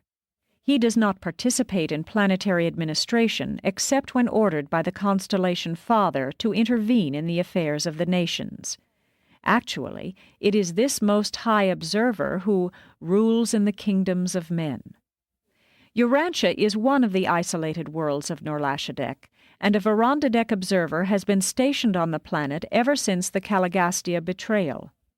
When Macaventa Melchizedek ministered in semi-material form on Urantia, he paid respectful homage to the Most High Observer then on duty, as it is written, "And Melchizedek, king of Salem, was the priest of the Most High."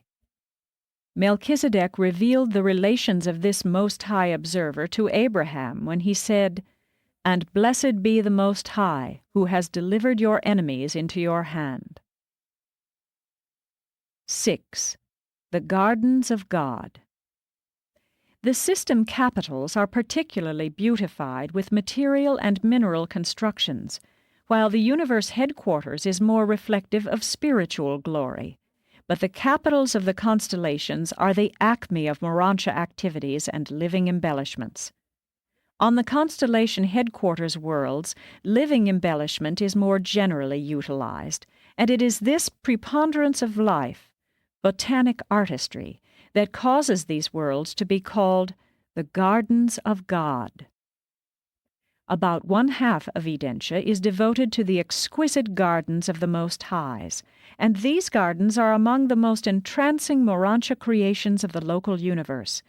This explains why the extraordinarily beautiful places on the inhabited worlds of Norlashadek are so often called the Garden of Eden. Centrally located in this magnificent garden is the worship shrine of the Most Highs. The psalmist must have known something about these things, for he wrote, "Who shall ascend the hill of the Most Highs? Who shall stand in this holy place? He who has clean hands and a pure heart, who has not lifted up his soul to vanity, nor sworn deceitfully." At this shrine, the Most Highs, on every 10th day of relaxation, lead all Edentia in the worshipful contemplation of God the Supreme. The architectural worlds enjoy 10 forms of life of the material order. On Urantia there is plant and animal life, but on such a world as Edentia there are 10 divisions of the material orders of life. Were you to view these 10 divisions of Edentia life, you would quickly classify the first 3 as vegetable and the last 3 as animal, but you would be utterly unable to comprehend the nature of the intervening 4 groups of prolific and fascinating forms of life. Even the distinctively animal life is very different from that of the evolutionary worlds, so different that it is quite impossible to portray to mortal minds the unique character and affectionate nature of these non-speaking creatures. There are thousands upon thousands of living creatures which your imagination could not possibly picture. The whole animal creation is of an entirely different order from the gross animal species of the evolutionary planets. But all this animal life is most intelligent and exquisitely serviceable, and all the various species are surprisingly gentle and touchingly companionable. There are no carnivorous creatures on such architectural worlds. There is nothing in all Edentia to make any living being afraid. The vegetable life is also very different from that of Urantia, consisting of both material and Morantia varieties. The material growths have a characteristic green coloration, but the Morantia equivalents of vegetative life have a violet or orchid tinge of varying hue and reflection. Such Morantia vegetation is purely an energy growth. When eaten, there is no residual portion. Being endowed with 10 divisions of physical life, not to mention the Morantia variations, these architectural worlds provide tremendous possibilities for the biologic beautification of the landscape and of the material and the Morantia structures. The celestial artisans direct the native spornagia in this extensive work of botanic decoration and biologic embellishment. Whereas your artists must resort to inert paint and lifeless marble to portray their concepts, the celestial artisans and the Univitatia more frequently utilize living materials to represent their ideas and to capture their ideals. If you enjoy the flowers, shrubs, and trees of Urantia, then will you feast your eyes upon the botanical beauty and the floral grandeur of the supernal gardens of Edentia. But it is beyond my powers of description to undertake to convey to the mortal mind an adequate concept of these beauties of the heavenly worlds. Truly, eye has not seen such glories as await your arrival on these worlds of the mortal ascension adventure. 7. The Univitatia. Univitatia are the permanent citizens of Edentia and its associated worlds, all 770 worlds surrounding the constellation headquarters being under their supervision. These children of the Creator Sun and the Creative Spirit are projected on a plane of existence in between the material and the spiritual, but they are not Morantia creatures. The natives of each of the 70 major spheres of Edentia possess different visible forms, and the Morantia mortals have their Morantia forms attuned to correspond with the ascending scale of the Univitatia, each time they change residence from one Urantia sphere to another, as they pass successively from world number 1 to world number 70. Spiritually, the Univitatia are alike. Intellectually, they vary as do mortals. In form, they much resemble the Urantia state of existence, and they are created to function in 70 diverse orders of personality.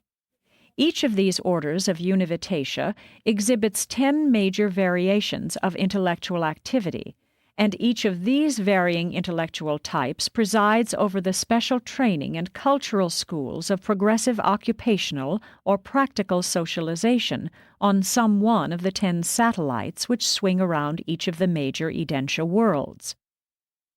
These 700 minor worlds are technical spheres of practical education in the working of the entire local universe, and are open to all classes of intelligent beings.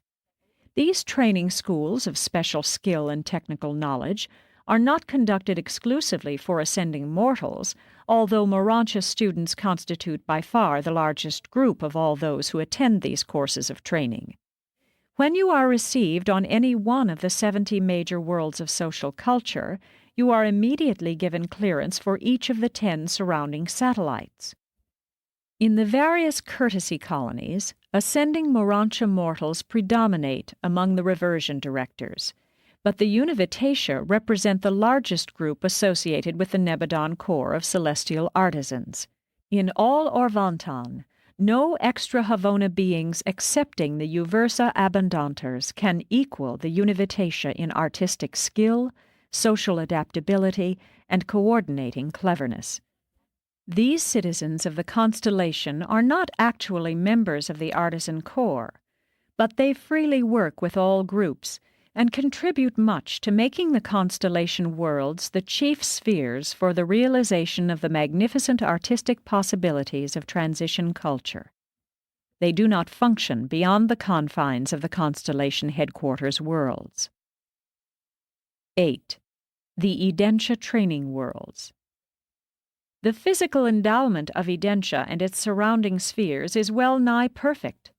They could hardly equal the spiritual grandeur of the spheres of Salvington, but they far surpass the glories of the training worlds of Jerusalem.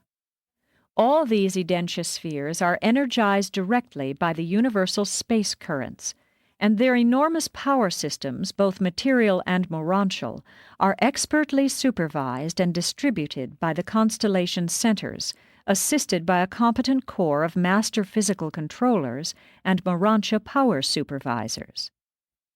The time spent on the 70 training worlds of transition Urantia culture associated with the Urantia age of mortal ascension is the most settled period in an ascending mortal's career up to the status of a finaliter.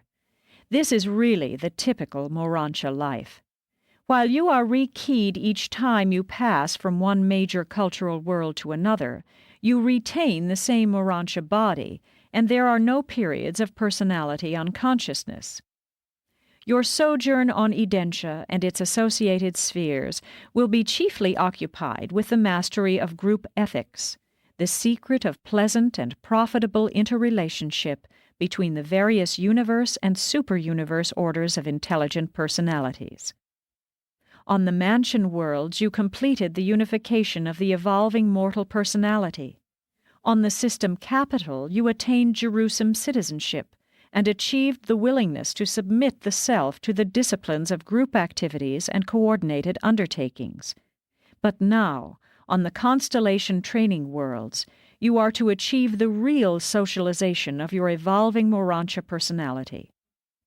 This supernal cultural acquirement consists in learning how to 1. Live happily and work effectively with 10 diverse fellow Urantians, while 10 such groups are associated in companies of 100 and then federated in corps of 1,000. 2. Abide joyfully and cooperate heartily with 10 Univitatia, who, though similar intellectually to Urantia beings, are very different in every other way.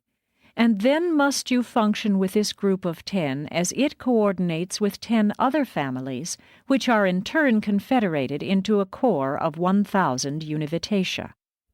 3. Achieve simultaneous adjustment to both fellow Morontians and these host Univitatia. Acquire the ability voluntarily and effectively to cooperate with your own order of beings in close working association with a somewhat dissimilar group of intelligent creatures. 4. While thus socially functioning with beings like and unlike yourself, achieve intellectual harmony with and make vocational adjustment to both groups of associates. 5. While attaining satisfactory socialization of the personality on intellectual and vocational levels, further perfect the ability to live in intimate contact with similar and slightly dissimilar beings with ever-lessening irritability and ever-diminishing resentment. The reversion directors contribute much to this latter attainment through their group play activities. 6. Adjust all of these various socialization techniques to the furtherance of the progressive coordination of the Paradise Ascension career. Augment universe insight by enhancing the ability to grasp the eternal goal meanings concealed within these seemingly insignificant time-space activities. 7. And then, climax all of these procedures of multi-socialization with the concurrent enhancement of spiritual insight as it pertains to the augmentation of all phases of personal endowment through group spiritual association and Morontia coordination. Intellectually, socially, and spiritually, two moral creatures do not merely double their personal potentials of universe achievement by partnership technique, they more nearly quadruple their attainment and accomplishment possibilities. We have portrayed Edentia socialization as an association of a Morontia mortal with a Univitatia family group consisting of 10 intellectually dissimilar individuals concomitant with a similar association with 10 fellow Morontians. But on the first 7 major worlds, only one ascending mortal lives with 10 Univitatia. On the second group of 7 major worlds, 2 mortals abide with each native group of 10, and so on up until, on the last group of 7 major spheres, 10 Morontia beings are domiciled with 10 Univitatia. As you learn how better to socialize with the Univitatia, you will practice such improved ethics in your relations with your fellow Morontia progressors.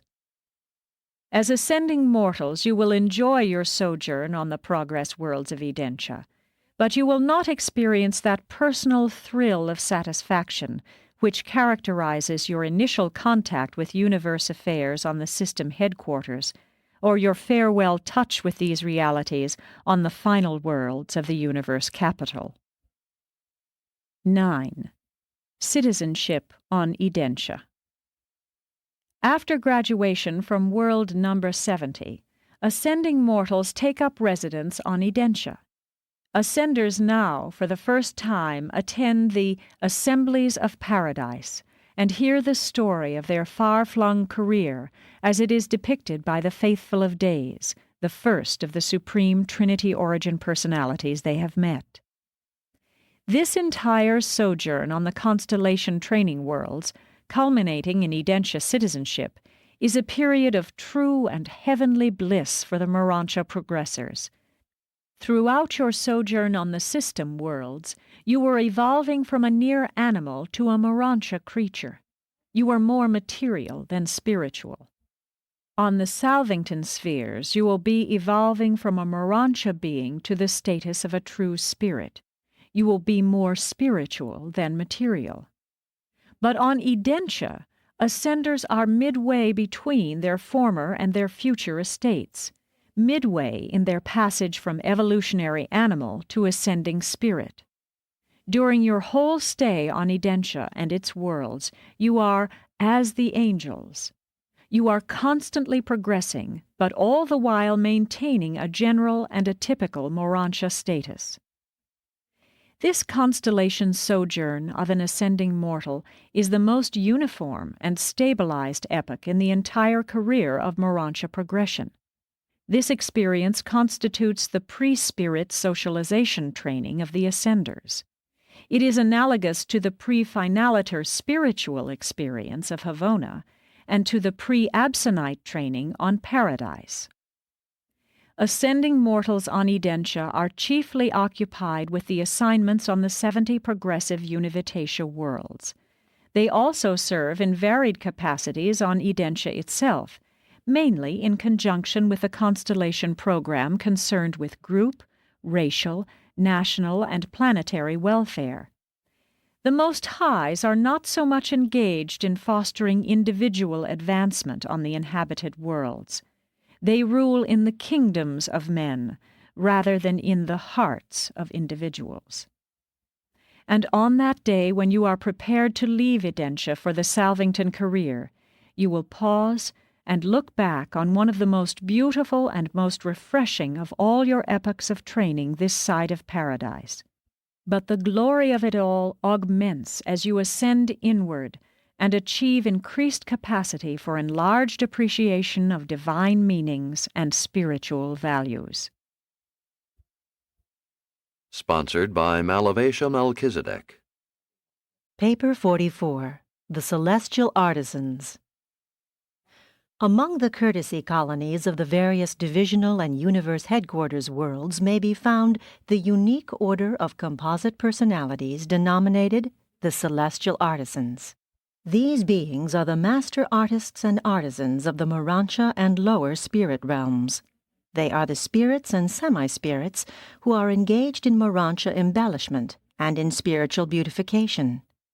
Such artisans are distributed throughout the grand universe, on the headquarters worlds of the super-universes, the local universes, the constellations and systems, as well as on all spheres settled in light and life. But their chief realm of activity is in the constellations, and especially on the 770 worlds surrounding each headquarters sphere. Though their work may be almost incomprehensible to the material mind, it should be understood that the Urantia and spirit worlds are not without their high arts and supernal cultures.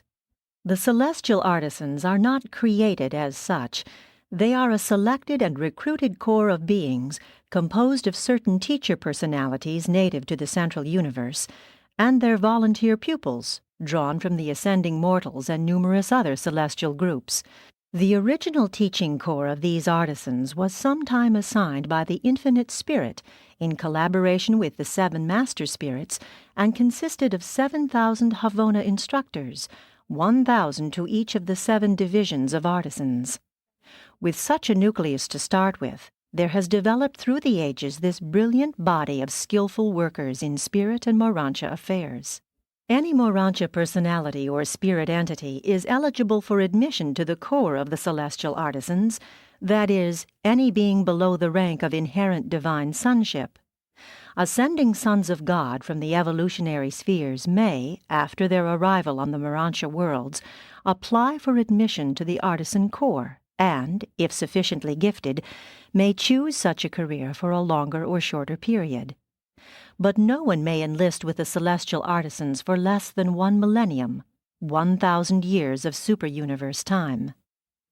All celestial artisans are registered on the super-universe headquarters, but are directed by Urantia supervisors on the local universe capitals. They are commissioned in the following 7 major divisions of activity by the Central Corps of Urantia supervisors, functioning on the headquarters world of each local universe. 1. Celestial musicians. 2. Heavenly reproducers. 3. Divine builders. 4. Thought recorders. 5. Energy manipulators. 6. Designers and embellishers. 7. Harmony workers. The original teachers of these 7 groups all hailed from the perfect worlds of Havona, and Havona contains the pattern studies for all phases and forms of spirit artistry. While it is a gigantic task to undertake to transfer these arts of Havona to the worlds of space, The celestial artisans have improved in technique and execution from age to age. As in all other phases of the ascending career, those who are most advanced in any line of endeavor are required constantly to impart their superior knowledge and skill to their less favored fellows. You will first begin to glimpse these transplanted arts of Havona on the mansion worlds, and their beauty and your appreciation of their beauty will heighten and brighten until you stand in the spirit halls of Salvington and behold the inspiring masterpieces of the supernal artists of the spirit realms. All these activities of the Urantia and spirit worlds are real. To spirit beings, the spirit world is a reality. To us, the material world is the more unreal. The higher forms of spirits freely pass through ordinary matter. High spirits are reactive to nothing material, excepting certain of the basic energies. To material beings, the spirit world is more or less unreal. To spirit beings, the material world is almost entirely unreal, being merely a shadow of the substance of spirit realities. I cannot, with exclusive spirit vision, perceive the building in which this narrative is being translated and recorded. A divine counselor from Uversa who chances to stand by my side perceives still less of these purely material creations. We discern how these material structures appear to you by viewing a spirit counterpart presented to our minds by one of our attending energy transformers. This material building is not exactly real to me, a spirit being, but it is, of course, very real and very serviceable to material mortals. There are certain types of beings who are capable of discerning the reality of the creatures of both the spirit and the material worlds. Belonging to this class are the so-called fourth creatures of the Havona servitals and the fourth creatures of the conciliators. The angels of time and space are endowed with the ability to discern both spirit and material beings, as also are the ascending mortals subsequent to deliverance from the life in the flesh. After attainment of the higher spirit levels, the ascenders are able to recognize material, Urantia, and spirit realities. There is also here with me a mighty messenger from Uversa, an ascendant adjuster-fused one-time mortal being, and he perceives you as you are, and at the same time he visualizes the solitary messenger, the supernaphim, and other celestial beings present. Never in your long ascendancy will you lose the power to recognize your associates of former existences. Always as you ascend inward in the scale of life, will you retain the ability to recognize and fraternize with the fellow beings of your previous and lower levels of experience. Each new translation or resurrection will add one more group of spirit beings to your vision range, without in the least depriving you of the ability to recognize your friends and fellows of former estates. All this is made possible in the experience of ascending mortals by the action of the indwelling thought adjusters. Through their retention of the duplicates of your entire life's experiences, you are assured of never losing any true attribute you once had, and these adjusters are going through with you, as a part of you, in reality, as you.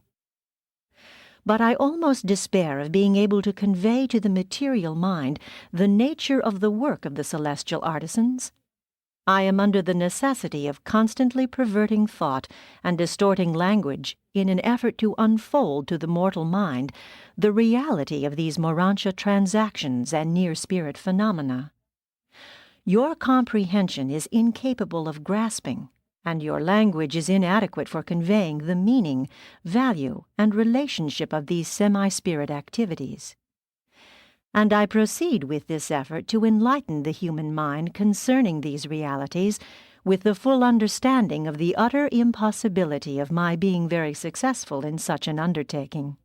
I can do no more than attempt to sketch a crude parallelism between mortal material activities and the manifold functions of the celestial artisans. If the Urantia races were more advanced in art and other cultural accomplishments, then could I go that much farther in an effort to project the human mind from the things of matter to those of Urantia. About all I can hope to accomplish is to make emphatic the fact of the reality of these transactions of the Urantia and the spirit worlds. 1. The Celestial Musicians. With the limited range of mortal hearing, you can hardly conceive of Urantia melodies. There is even a material range of beautiful sound unrecognized by the human sense of hearing, not to mention the inconceivable scope of Urantia and spirit harmony. Spirit melodies are not material sound waves, but spirit pulsations received by the spirits of celestial personalities. There is a vastness of range and a soul of expression, as well as a grandeur of execution, associated with the melody of the spheres that are wholly beyond human comprehension. I have seen millions of enraptured beings held in sublime ecstasy while the melody of the realm rolled in upon the spirit energy of the celestial circuits. These marvelous melodies can be broadcast to the uttermost parts of a universe. The celestial musicians are occupied with the production of celestial harmony by the manipulation of the following spirit forces. 1. Spiritual sound. Spirit current interruptions. 2. Spiritual light. The control and intensification of the light of the Urantia and spiritual realms. 3. Energy impingements. Melody produced by the skillful management of the Urantia and spirit energies. 4. Color symphonies. Melody of Urantia color tones. This ranks among the highest accomplishments of the celestial musicians. 5. Harmony of associated spirits. The very arrangement and association of different orders of Urantia and spirit beings produce majestic melodies. 6. Melody of thought. The thinking of spiritual thoughts can be so perfected as to burst forth in the melodies of Havona. 7. The music of space. By proper attunement, the melodies of other spheres can be picked up on the universe broadcast circuits. There are over 100,000 different modes of sound, color, and energy manipulation, techniques analogous to the human employment of musical instruments. Your ensembles of dancing undoubtedly represent a crude and grotesque attempt of material creatures to approach the celestial harmony of being placement and personality arrangement. The other 5 forms of Urantia melody are unrecognized by the sensory mechanism of material bodies. Harmony, the music of the 7 levels of melodious association, is the one universal code of spirit communication. Music, such as Urantia mortals understand, attains its highest expression in the schools of Jerusalem, the system headquarters, where semi-material beings are taught the harmonies of sound. Mortals do not react to the other forms of Urantia melody and celestial harmony. Appreciation of music on Urantia is both physical and spiritual, and your human musicians have done much to elevate musical taste from the barbarous monotony of your early ancestors to the higher levels of sound appreciation. The majority of Urantia mortals react to music so largely with the material muscles and so slightly with the mind and spirit, but there has been a steady improvement in musical appreciation for more than 35,000 years.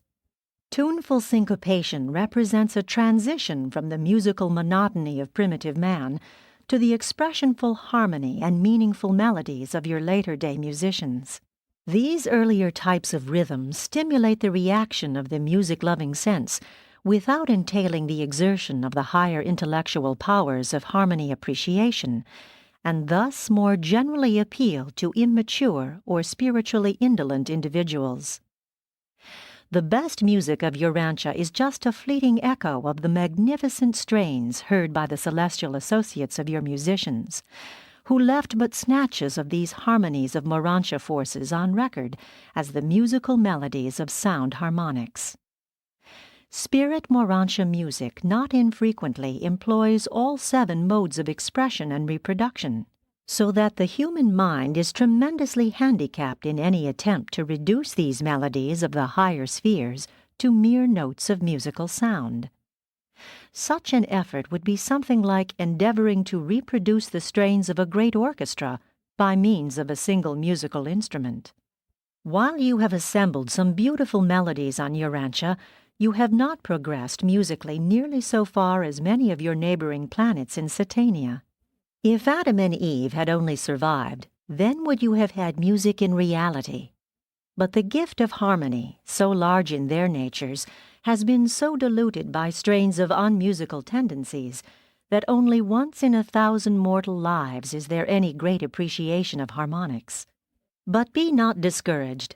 Some day a real musician may appear on Urantia, and whole peoples will be enthralled by the magnificent strains of his melodies. One such human being could forever change the course of a whole nation, even the entire civilized world. It is literally true, melody has power a whole world to transform. Forever, music will remain the universal language of men, angels, and spirits. Harmony is the speech of Havona. 2. The Heavenly Reproducers. Mortal man can hardly hope for more than a meager and distorted concept of the functions of the heavenly reproducers, which I must attempt to illustrate through the gross and limited symbolism of your material language. The spirit Morantia world has 1,001 things of supreme value, things worthy of reproduction, but unknown on Urantia, experiences that belong in the category of the activities which have hardly entered into the mind of man, those realities which God has in waiting for those who survive the life in the flesh. There are 7 groups of the heavenly reproducers, and I will attempt to illustrate their work by the following classification. 1. The singers. Harmonists who reiterate the specific harmonies of the past and interpret the melodies of the present. But all of this is effected on the Morantia level. 2. The color workers. Those artists of light and shade you might call sketchers and painters, artists who preserve passing scenes and transient episodes for future Morantia enjoyment. 3. The light picturizers. The makers of the real semi-spirit phenomena preservations, of which motion pictures would be a very crude illustration. 4. The historic pageanteers. Those who dramatically reproduce the crucial events of universe records and history. 5. The prophetic artists. Those who project the meanings of history into the future. 6. The life storytellers. Those who perpetuate the meaning and significance of life experience. The projection of present personal experiences into future attainment values. 7. The administrative enactors. Those who depict the significance of governmental philosophy and administrative technique, the celestial dramatists of sovereignty. Very often and effectively, the heavenly reproducers collaborate with the reversion directors in combining memory recapitulation with certain forms of mind rest and personality diversion. Before the Morantia conclaves and spirit assemblies, these reproducers sometimes associate themselves in tremendous dramatic spectacles, representative of the purpose of such gatherings. I recently witnessed such a stupendous presentation in which more than 1 million actors produced a succession of 1,000 scenes. The higher intellectual teachers and the transition ministers freely and effectively utilize these various groups of reproducers in their Morantia educational activities. But not all of their efforts are devoted to transient illustration. Much, very much of their work is of a permanent nature and will forever remain as a legacy to all future time. So versatile are these artisans that, when they function en masse, they are able to reenact an age. And in collaboration with the seraphic ministers, they can actually portray the eternal values of the spirit world to the mortal seers of time. 3. The divine builders. There are cities whose builder and maker is God. In spirit counterpart, we have all that you mortals are familiar with, and inexpressibly more. We have homes, spirit comforts, and Urantia necessities. For every material satisfaction which humans are capable of enjoying, we have thousands of spiritual realities that serve to enrich and enlarge our existence. The divine builders function in 7 groups. 1. The home designers and builders. Those who construct and remodel the abodes assigned to individuals and working groups. These Urantia and spirit domiciles are real. They would be invisible to your short-range vision, but they are very real and beautiful to us. To a certain extent, all spirit beings may share with the builders certain details of the planning and creation of the Urantia or spirit abodes. These homes are fitted up and embellished in accordance with the needs of the Urantia, or of the spirit creatures who are to inhabit them. There is abundant variety and ample opportunity for individual expression in all these constructions. 2. The vocation builders. Those who function in designing and assembling the abodes of the regular and routine workers of the spirit and Urantia realms. These builders are comparable to those who construct the Urantia workshops and other industrial plants. The transition worlds have a necessary economy of mutual ministry and specialized division of labor. We do not all do everything. There is diversity of function among Urantia beings and evolving spirits, and these vocation builders not only build better workshops, but also contribute to the vocational enhancement of the worker. 3. The play builders. Enormous edifices are utilized during the seasons of rest, what mortals would call recreation, and, in a certain sense, play. Provision is made for a suitable setting for the reversion directors, the humorists of the Urantia worlds, those transition spheres whereon takes place the training of ascendant beings, but recently removed from the evolutionary planets. Even the higher spirits engage in a certain form of reminiscent humor during their periods of spiritual recharging. 4. The worship builders. The experienced architects of the spirit and the Urantia temples. All the worlds of mortal ascent have temples of worship, and they are the most exquisite creations of the Urantia realms and the spirit spheres. 5. The education builders. Those who build the headquarters of Urantia training and advanced spirit learning.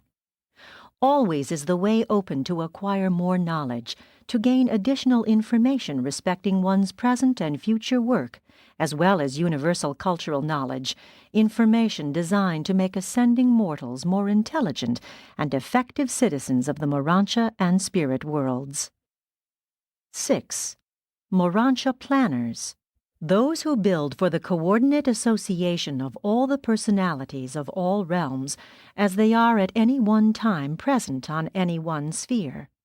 These planners collaborate with the Urantia power supervisors to enrich the coordination of the progressive Urantia life. 7. The public builders.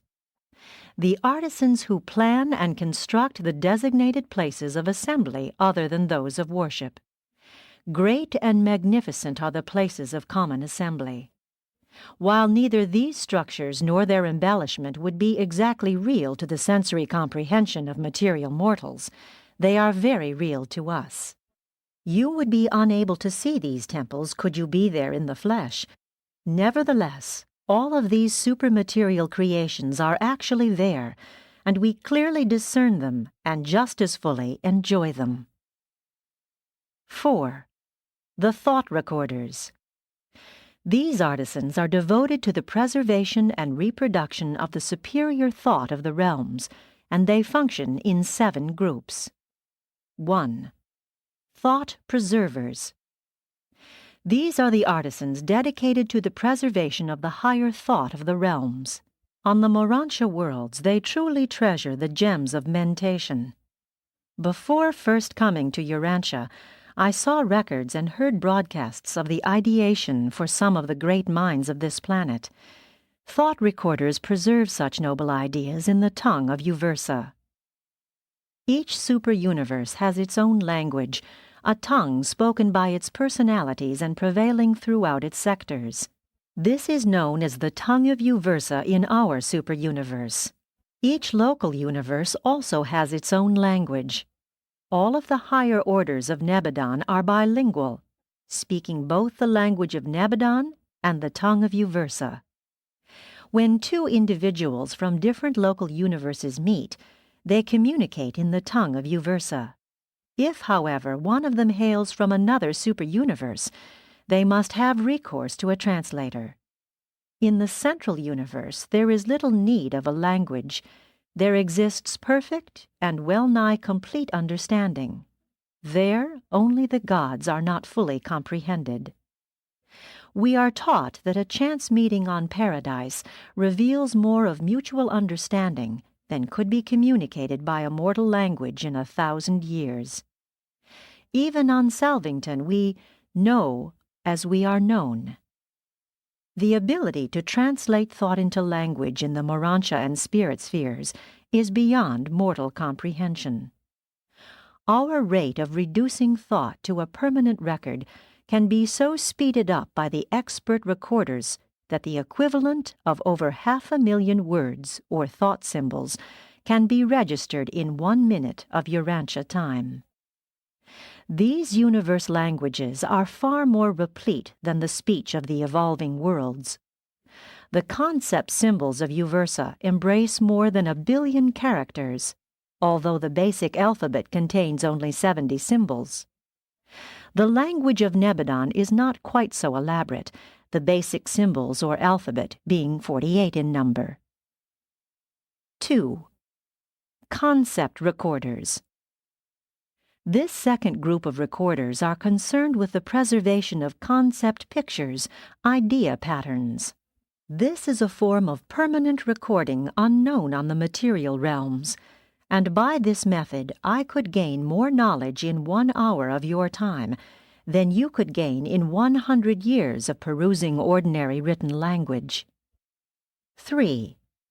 Ideograph recorders. We have the equivalent of both your written and spoken word, but in preserving thought, we usually employ concept picturization and ideograph techniques. Those who preserve ideographs are able to improve 1,000-fold upon the work of the concept recorders. 4. Promoters of oratory. This group of recorders are occupied with the task of preserving thought for reproduction by oratory. But in the language of Nebadon, we could, in a half-hour's address, cover the subject matter of the entire lifetime of a Urantia mortal. Your only hope of comprehending these transactions is to pause and consider the technique of your disordered and garbled dream life. How you can, in a few seconds, traverse years of experience in these fantasies of the night season. The oratory of the spirit world is one of the rare treats which await you who have heard only the crude and stumbling orations of Urantia. There is harmony of music and euphony of expression in the orations of Salvington and Urantia, which are inspiring beyond description. These burning concepts are like gems of beauty and diadems of glory. But I cannot do it. I cannot convey to the human mind the breadth and depth of these realities of another world. 5. The broadcast directors. The broadcasts of Paradise, the super-universes, and the local universes are under the general supervision of this group of thought conservers. They serve as censors and editors as well as coordinators of the broadcast material, making a super-universe adaptation of all Paradise broadcasts and adapting and translating the broadcasts of the Ancients of Days into the individual tongues of the local universes. The local universe broadcasts must also be modified for reception by the systems and the individual planets. The transmittal of these space reports is carefully supervised, and there is always a back registry to ensure the proper reception of every report on every world in a given circuit. These broadcast directors are technically expert in the utilization of the currents of space for all purposes of intelligence communication. 6. The rhythm recorders. Urantians would undoubtedly denominate these artisans poets, although their work is very different from and almost infinitely transcends your poetic productions. Rhythm is less exhausting to both Urantia and spirit beings, and so an effort is frequently made to increase efficiency, as well as to augment pleasure, by executing numerous functions in rhythmic form. I only wish you might be privileged to hear some of the poetic broadcasts of the Urantia assemblies, and to enjoy the richness of the color and tone of the constellation geniuses who are masters of this exquisite form of self-expression and social harmonization. 7. The Urantia recorders. I am at a loss to know how to depict to the material mind the function of this important group of thought recorders, assigned to the work of preserving the ensemble pictures of the various groupings of Urantia affairs and spirit transactions. Crudely illustrated, they are the group photographers of the transition worlds. They save for the future the vital scenes and associations of these progressive epochs, preserving them in the archives of the Urantia halls of records. 5. The energy manipulators. These interesting and effective artisans are concerned with every kind of energy, physical, mindal, and spiritual. 1. Physical energy manipulators. The physical energy manipulators serve for long periods with the power directors and are experts in the manipulation and control of many phases of physical energy. They are conversant with the 3 basic currents and the 30 subsidiary energy segregations of the superuniverses. These beings are of inestimable assistance to the Urantia power supervisors of the transition worlds.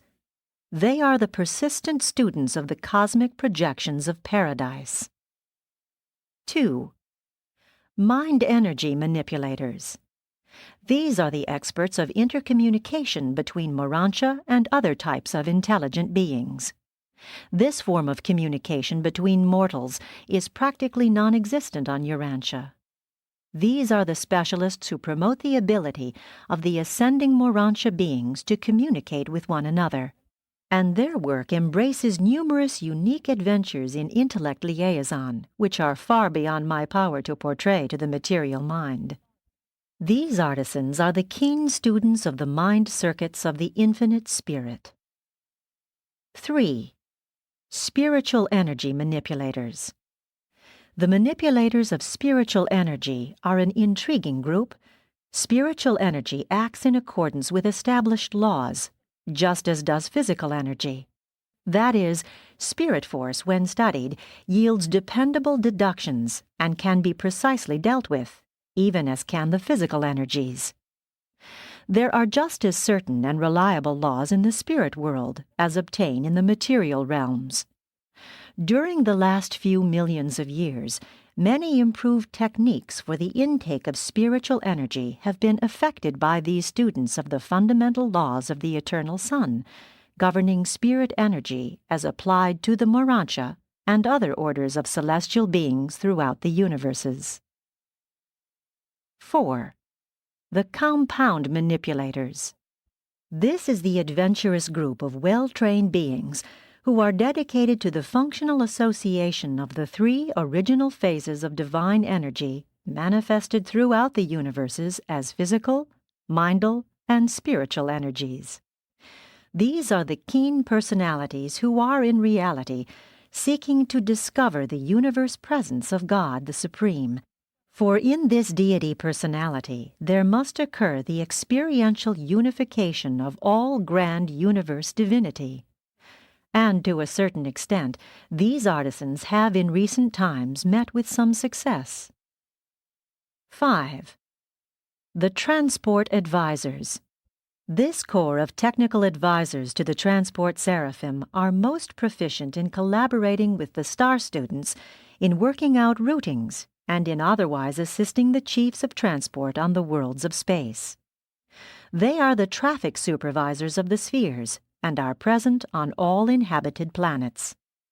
Urantia is served by a corps of 70 transport advisors. 6. The experts of communication. Urantia, likewise, is served by 12 technicians of interplanetary and inter-universe communication. These long-experienced beings are expert in the knowledge of the laws of transmittal and interference as applied to the communications of the realms. This corps is concerned with all forms of space messages except those of gravity and solitary messengers. On Urantia, much of their work must be accomplished over the Archangel's circuit. 7. The teachers of rest. Divine rest is associated with the technique of spiritual energy intake. Morantia and spirit energy must be replenished just as certainly as physical energy, but not for the same reasons. I am, perforce, compelled to employ crude illustrations in my attempts to enlighten you. Nevertheless, we of the spirit world must stop our regular activities periodically and betake ourselves to suitable places of rendezvous, where we enter the divine rest and thus recuperate our depleting energies. You will receive your first lessons in these matters when you reach the mansion worlds, after you have become Morantia beings and have begun to experience the technique of spirit affairs. You know of the innermost circle of Havona, and that, after the pilgrims of space have traversed the preceding circles, they must be inducted into the long and revivifying rest of paradise. This is not only a technical requirement of transit from the career of time to the service of eternity, but it is also a necessity, a form of rest required to replenish the energy losses incident to the final steps of the ascendant experience, and to store reserves of spirit power for the next stage of the endless career. These energy manipulators also function in hundreds of other ways too numerous to catalogue, such as counseling with the seraphim, cherubim, and sanabim regarding the most efficient modes of energy intake, and as to the maintenance of the most helpful balances of divergent forces between active cherubim and passive sanabim. In many other ways do these experts lend assistance to Morantia and spirit creatures in their efforts to understand the divine rest, which is so essential to the effective utilization of the basic energies of space. 6. The designers and embellishers. How I wish I knew how to portray the exquisite work of these unique artisans. Every attempt on my part to explain the work of spirit embellishment would only recall to material minds your own pitiful but worthy efforts to do these things on your world of mind and matter. This corps, while embracing over 1,000 subdivisions of activity, is grouped under the following 7 major heads. 1. The craft workers of color. These are they who make the 10,000 color tones of spirit reflection peal forth their exquisite messages of harmonious beauty. Aside from color perception, there is nothing in human experience to which these activities may be compared. 2. The sound designers. Spirit waves of diverse identity and Morantia appreciation are depicted by these designers of what you would call sound. These impulses are in reality the superb reflections of the naked and glorious spirit souls of the celestial hosts. 3. The emotion designers. These enhancers and conservators of feeling are those who preserve the sentiments of Morantia and the emotions of divinity for the study and edification of the children of time, and for the inspiration and beautification of Morantia progressors and advancing spirits. 4. The artists of odor. This comparison of supernal spirit activities to the physical recognition of chemical odors is indeed unfortunate, but Urantia mortals could hardly recognize this ministry by any other name.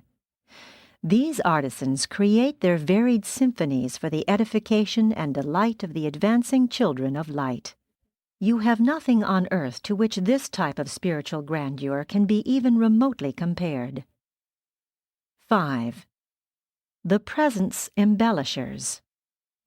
These artisans are not occupied with the arts of self-adornment or the technique of creature beautification. They are devoted to the production of multitudinous and joyous reactions in individual Morantia and spirit creatures by dramatizing the significance of relationship through the positional values assigned to different Morantia and spirit orders in the composite ensembles of these diversified beings. These artists arrange supramaterial beings as you would living musical notes, odors, sights, and then blend them into the anthems of glory. 6. The taste designers. And how can you be told of these artists? Faintly, I might suggest that they are improvers of Morantia taste, and they also endeavor to increase the appreciation of beauty through the sharpening of the evolving spirit senses. 7. The Morantia synthesizers. These are the master craftsmen who, when all others have made their respective contributions, then add the culminating and finishing touches to the Morantia ensemble, thus achieving an inspiring portrayal of the divinely beautiful, an enduring inspiration to spirit beings and their Morantia associates. But you must await your deliverance from the animal body before you can begin to conceive of the artistic glories and aesthetic beauties of the Morantia and spirit worlds. 7. The harmony workers. These artists are not concerned with music, painting, or anything similar, as you might be led to surmise. They are occupied with the manipulation and organization of specialized forces and energies which are present in the spirit world, but which are not recognized by mortals. If I had the least possible basis for comparison, I would attempt to portray this unique field of spirit achievement, but I despair. There is no hope of conveying to mortal minds this sphere of celestial artistry. Nevertheless, that which cannot be described may still be implied. Beauty, rhythm, and harmony are intellectually associated and spiritually akin. Truth, fact, and relationship are intellectually inseparable and associated with the philosophic concepts of beauty. Goodness, righteousness, and justice are philosophically interrelated and spiritually bound up together with living truth and divine beauty. Cosmic concepts of true philosophy, the portrayal of celestial artistry, or the mortal attempt to depict the human recognition of divine beauty can never be truly satisfying if such attempted creature progression is ununified. These expressions of the divine urge within the evolving creature may be intellectually true, emotionally beautiful, and spiritually good. But the real soul of expression is absent unless these realities of truth, meanings of beauty, and values of goodness are unified in the life experience of the artisan, the scientist, or the philosopher. These divine qualities are perfectly and absolutely unified in God. And every God-knowing man or angel possesses the potential of unlimited self-expression on ever-progressive levels of unified self-realization by the technique of the never-ending achievement of God-likeness, the experiential blending in the evolutionary experience of eternal truth, universal beauty, and divine goodness. 8. Mortal aspirations and Morantia achievements. Although celestial artisans do not personally work on material planets, such as Urantia, they do come from time to time from the headquarters of the system to proffer help to the naturally gifted individuals of the mortal races. When thus assigned, these artisans temporarily work under the supervision of the planetary angels of progress. The seraphic hosts cooperate with these artisans in attempting to assist those mortal artists who possess inherent endowments and who also possess adjusters of special and previous experience. There are three possible sources of special human ability. At the bottom, always, there exists the natural or inherent aptitude. Special ability is never an arbitrary gift of the gods. There is always an ancestral foundation for every outstanding talent. In addition to this natural ability, or rather supplemental thereto, there may be contributed the leadings of the thought adjuster in those individuals whose indwelling adjusters may have had actual and bona fide experiences along such lines on other worlds and in other mortal creatures. In those cases where both the human mind and the indwelling adjuster are unusually skillful, the spirit artisans may be delegated to act as harmonizers of these talents, and otherwise to assist and inspire these mortals to seek for ever-perfecting ideals, and to attempt their enhanced portrayal for the edification of the realm. There is no caste in the ranks of spirit artisans. No matter how lowly your origin, if you have ability and the gift of expression, you will gain adequate recognition and receive due appreciation as you ascend upward in the scale of Urantia experience and spiritual attainment.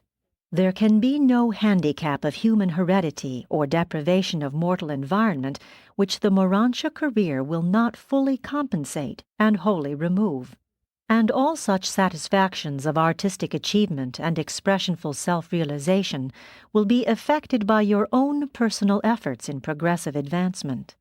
At last the aspirations of evolutionary mediocrity may be realized. While the gods do not arbitrarily bestow talents and ability upon the children of time, they do provide for the attainment of the satisfaction of all their noble longings, and for the gratification of all human hunger for supernal self-expression. But every human being should remember, many ambitions to excel which tantalize mortals in the flesh will not persist with these same mortals in the Urantia and spirit careers. The ascending Urantians learn to socialize their former purely selfish longings and egoistic ambitions. Nevertheless, those things which you so earnestly long to do on earth, and which circumstances so persistently denied you, if, after acquiring true mota insight in the Urantia career, you still desire to do, then will you most certainly be granted every opportunity fully to satisfy your long-cherished desires. Before ascending mortals leave the local universe to embark upon their spirit careers, they will be satiated respecting every intellectual, artistic, and social longing or true ambition, whichever characterize their mortal or Urantia planes of existence. This is the achievement of equality of the satisfaction of self-expression and self-realization, but not the attainment of identical experiential status, nor the complete obliteration of characteristic individuality in skill, technique, and expression. But the new spirit differential of personal experiential attainment will not become thus leveled off and equalized until after you have finished the last circle of the Havona career. And then will the paradise residents be confronted with the necessity of adjusting to that absonite differential of personal experience, which can be leveled off only by the group attainment of the ultimate of creature status, the seventh-stage spirit destiny of the mortal finalators. And this is the story of the celestial artisans, that cosmopolitan body of exquisite workers who do so much to glorify the architectural spheres with the artistic portrayals of the divine beauty of the paradise creators. Indicted by an Archangel of Nebadon. Paper 45. The Local System Administration. The administrative center of Satania consists of a cluster of architectural spheres, 57 in number: Jerusalem itself, the 7 major satellites, and the 49 sub-satellites. Jerusalem, the system capital, is almost 100 times the size of Urantia, although its gravity is a trifle less. Jerusalem's major satellites are the 7 transition worlds, each of which is about 10 times as large as Urantia, while the 7 sub-satellites of these transition spheres are just about the size of Urantia. The 7 mansion worlds are the 7 sub-satellites of transition world number 1. This entire system of 57 architectural worlds is independently lighted, heated, watered, and energized by the coordination of the Satania Power Center and the master physical controllers, in accordance with the established technique of the physical organization and arrangement of these specially created spheres. They are also physically cared for and otherwise maintained by the native Spornegia. 1. Transitional Culture Worlds. The 7 major worlds swinging around Jerusalem are generally known as the transitional culture spheres. Their rulers are designated from time to time by the Jerusalem Supreme Executive Council. These spheres are numbered and named as follows. Number 1. The Finaliter World. This is the headquarters of the Finaliter Corps of the local system and is surrounded by the receiving worlds, the 7 mansion worlds, dedicated so fully to the scheme of mortal ascension. The Finaliter world is accessible to the inhabitants of all 7 mansion worlds. Transport Seraphim carry ascending personalities back and forth on these pilgrimages, which are designed to cultivate their faith in the ultimate destiny of transition mortals. Although the finaliters and their structures are not ordinarily perceptible to Morantia vision, you will be more than thrilled from time to time when the energy transformers and the Morantia power supervisors enable you momentarily to glimpse these high spirit personalities who have actually completed the Paradise Ascension and who have returned to the very worlds where you are beginning this long journey, as the pledge of assurance that you may and can complete the stupendous undertaking. All mansion world sojourners go to the Finaliter sphere at least once a year for these assemblies of Finaliter visualization. Number 2. The Morantia world. This planet is the headquarters of the supervisors of Morantia life and is surrounded by the 7 spheres whereon the Morantia chiefs train their associates and helpers, both Morantia beings and ascending mortals. In passing through the 7 mansion worlds, you will also progress through these cultural and social spheres of increasing Morantia contact. When you advance from the first to the 2nd mansion world, you will become eligible for a visitor's permit to Transitional Headquarters Number 2, the Morantia world, and so on. And when present on any one of these 6 cultural spheres, you may, on invitation, become a visitor and observer on any of the 7 surrounding worlds of associated group activities. Number 3. The Angelic World. This is the headquarters of all the seraphic hosts engaged in system activities and is surrounded by the 7 worlds of angelic training and instruction. These are the seraphic social spheres. Number 4. The Super Angel World. This sphere is the Satania home of the brilliant evening stars and a vast concourse of coordinate and near-coordinate beings. The 7 satellites of this world are assigned to the 7 major groups of these unnamed celestial beings. Number 5. The World of the Suns. This planet is the headquarters of the divine suns of all orders, including the creature trinitized suns. The surrounding 7 worlds are devoted to certain individual groupings of these divinely related suns. Number 6. The World of the Spirit. This sphere serves as the system rendezvous of the high personalities of the infinite spirit. Its 7 surrounding satellites are assigned to individual groups of these diverse orders. But on Transition World Number 6, there is no representation of the spirit.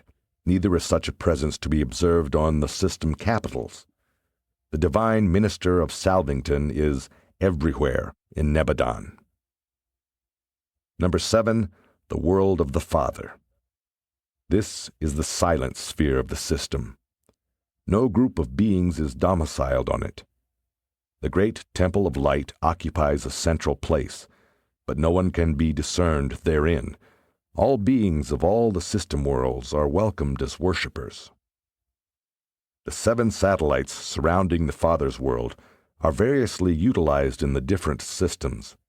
In Satania, they are now used as the detention spheres for the interned groups of the Lucifer Rebellion. The constellation capital, Urantia, has no analogous prison worlds. The few seraphim and cherubim who went over to the rebels in the Satania Rebellion have been long since confined on these isolation worlds of Jerusalem. As a sojourner on the 7th mansion world, you have access to the 7th transition world, the sphere of the Universal Father, and are also permitted to visit the Satania prison worlds surrounding this planet, whereon are now confined Lucifer and the majority of those personalities who followed him in rebellion against Michael. And this sad spectacle has been observable during these recent ages and will continue to serve as a solemn warning to all Nebadon, until the Ancients of Days shall adjudicate the sin of Lucifer and his fallen associates who rejected the salvation proffered by Michael, their universe father.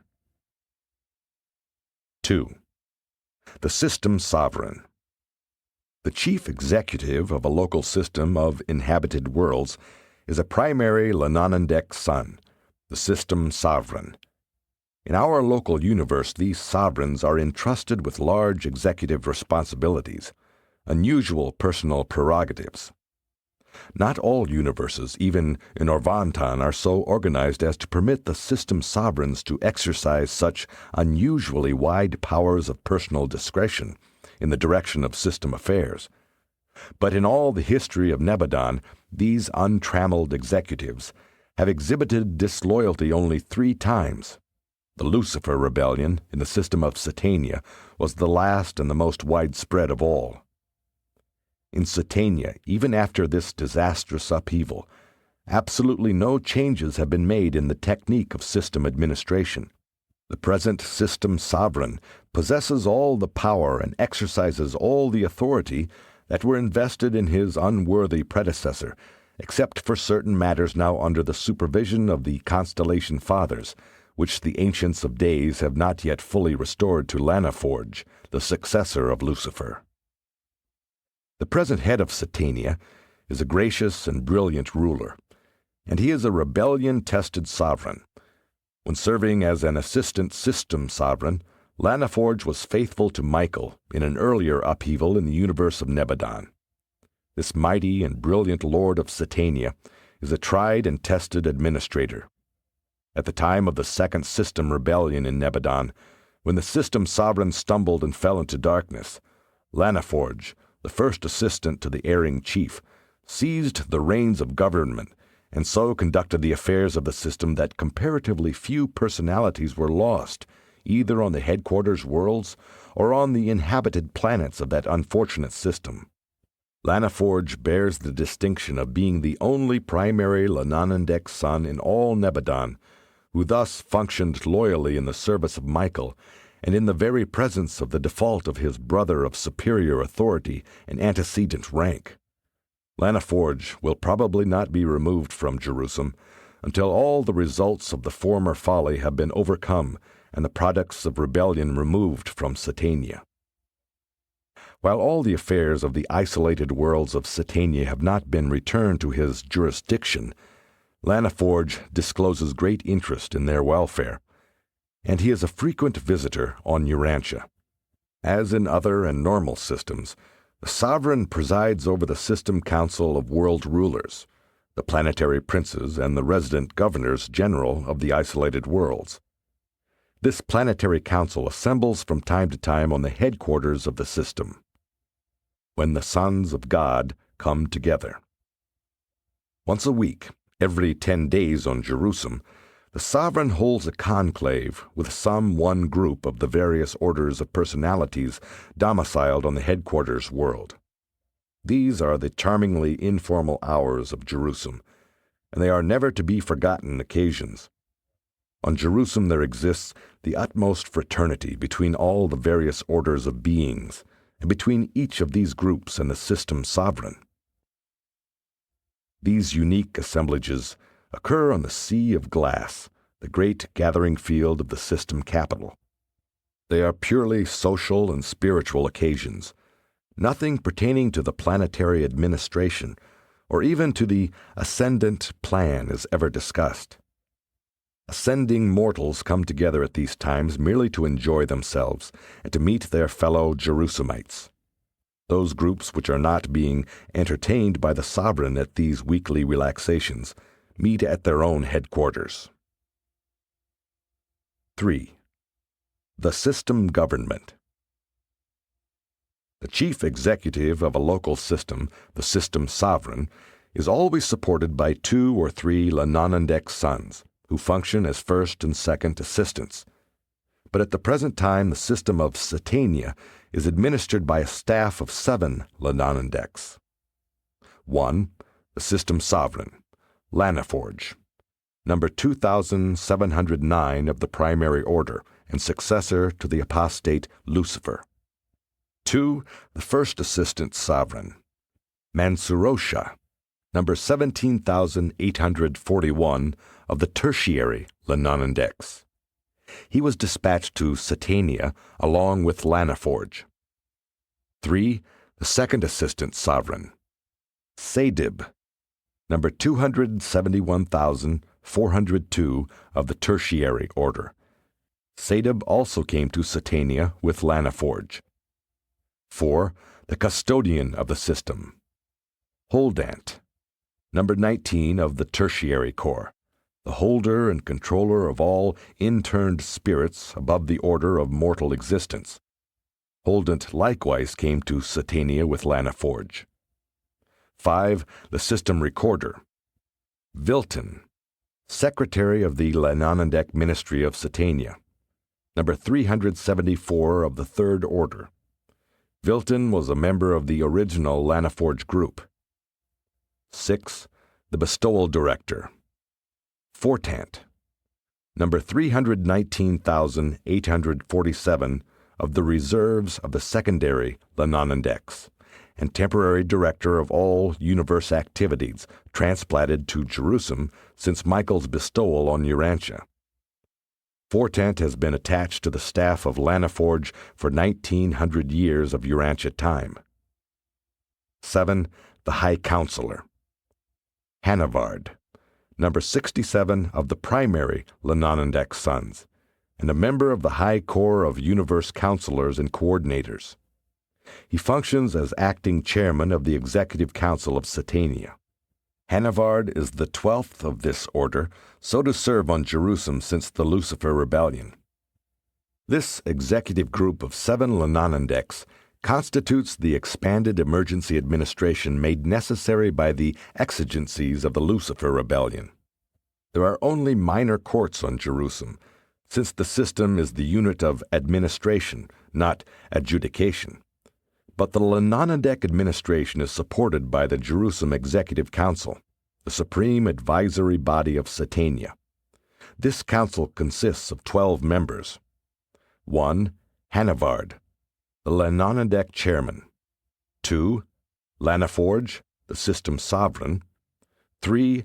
Mansurosha, the first assistant sovereign. 4. The chief of Satania Melchizedeks. 5. The acting director of the Satania Life Carriers. 6. The chief of the Satania Finaliters. 7. The original Adam of Satania, the supervising head of the material sons. 8. The director of the Satania Seraphic Hosts. 9. The chief of the Satania Physical Controllers. 10. The director of the System Urantia Power Supervisors. 11. The acting director of System Midway Creatures. 12. The acting head of the Corps of Ascending Mortals. This council periodically chooses 3 members to represent the local system on the Supreme Council at Universe Headquarters. But this representation is suspended by rebellion. Satania now has an observer at the headquarters of the local universe. But since the bestowal of Michael, the system has resumed the election of 10 members to the Urantia legislature. 4. The 24 counselors. At the center of the 7 angelic residential circles on Jerusalem is located the headquarters of the Urantia Advisory Council, the 24 counselors. John the Revelator called them the 24 elders. And round about the throne were 24 seats, and upon the seats I saw 24 elders sitting, clothed in white raiment. The throne, in the center of this group, is the judgment seat of the presiding archangel, the throne of the resurrection roll call of mercy and justice for all Satania. This judgment seat has always been on Jerusalem, but the 24 surrounding seats were placed in position no more than 1900 years ago, soon after Christ Michael was elevated to the full sovereignty of Nebadon. These 24 counselors are his personal agents on Jerusalem, and they have authority to represent the Master Son in all matters concerning the roll calls of Satania, and in many other phases of the scheme of mortal ascension on the isolated worlds of the system. They are the designated agents for executing the special requests of Gabriel and the unusual mandates of Michael. These 24 counselors have been recruited from the 8 Urantia races, and the last of this group were assembled at the time of the resurrection roll call of Michael, 1900 years ago. This Urantia Advisory Council is made up of the following members. 1. Anagar, the mastermind of the pre-planetary Prince Age, who directed his fellows in the worship of the Breath Giver. 2. Mansant, the great teacher of the post-planetary Prince Age on Urantia, who pointed his fellows to the veneration of the Great Light. 3. Anamanalantan, a far-distant leader of the Red Man, and the one who directed this race from the worship of many gods to the veneration of the Great Spirit. 4. Orlandoff, a prince of the Blue Men, and their leader in the recognition of the divinity of the Supreme Chief. 5. Porshunta, the oracle of the extinct Orange race, and the leader of this people in the worship of the Great Teacher. 6. Singlangton, the first of the Yellow Men to teach and lead his people in the worship of one truth instead of many. Thousands of years ago, the Yellow Man knew of the one God. 7. Fantad, the deliverer of the Green Men from darkness, and their leader in the worship of the one source of life. 8. Orvanon, the enlightener of the Indigo races, and their leader in the one-time service of the God of Gods. 9. Adam, the discredited but rehabilitated planetary father of Urantia, a material son of God who was relegated to the likeness of mortal flesh, but who survived and was subsequently elevated to this position by the decree of Michael. 10. Eve, the mother of the violet race of Urantia, who suffered the penalty of default with her mate and was also rehabilitated with him and assigned to serve with this group of mortal survivors. 11. Enoch, the first of the mortals of Urantia to fuse with the thought adjuster during the mortal life in the flesh. 12. Moses, the emancipator of a remnant of the submerged violet race, and the instigator of the revival of the worship of the Universal Father under the name of the God of Israel. 13. Elijah, a translated soul of brilliant spiritual achievement during the post-material Sun Age. 14. Macaventa Melchizedek, the only son of this order to bestow himself upon the Urantia races. While still numbered as a Melchizedek, he has become forever a minister of the Most Highs, eternally assuming the assignment of service as a mortal ascender, having sojourned on Urantia in the likeness of mortal flesh at Salem in the days of Abraham. This Melchizedek has laterally been proclaimed vicegerent planetary prince of Urantia, with headquarters on Jerusalem and authority to act in behalf of Michael, who was actually the planetary prince of the world, whereon he experienced his terminal bestowal in human form. Notwithstanding this, Urantia is still supervised by successive resident governors general, members of the 24 councilors. 15. John the Baptist, the forerunner of Michael's mission on Urantia, and in the flesh, distant cousin of the Son of Man. 16. 123 the First, the leader of the loyal Midway creatures in the service of Gabriel at the time of the Caligastia betrayal, elevated to this position by Michael soon after his entrance upon unconditioned sovereignty. These selected personalities are exempt from the ascension regime for the time being, on Gabriel's request, and we have no idea how long they may serve in this capacity. Seats numbers 17, 18, 19, and 20 are not permanently occupied. They are temporarily filled by the unanimous consent of the 16 permanent members, being kept open for later assignment to ascending mortals from the present post-bestowal sun age on Urantia. Numbers 21, 22, 23, and 24 are likewise temporarily filled while being held in reserve for the great teachers of other and subsequent ages, which undoubtedly will follow the present age. Eras of the magisterial sons and teacher sons, and the ages of light and life, are to be anticipated on Urantia, regardless of unexpected visitations of divine sons which may or may not occur. 5. The material sons.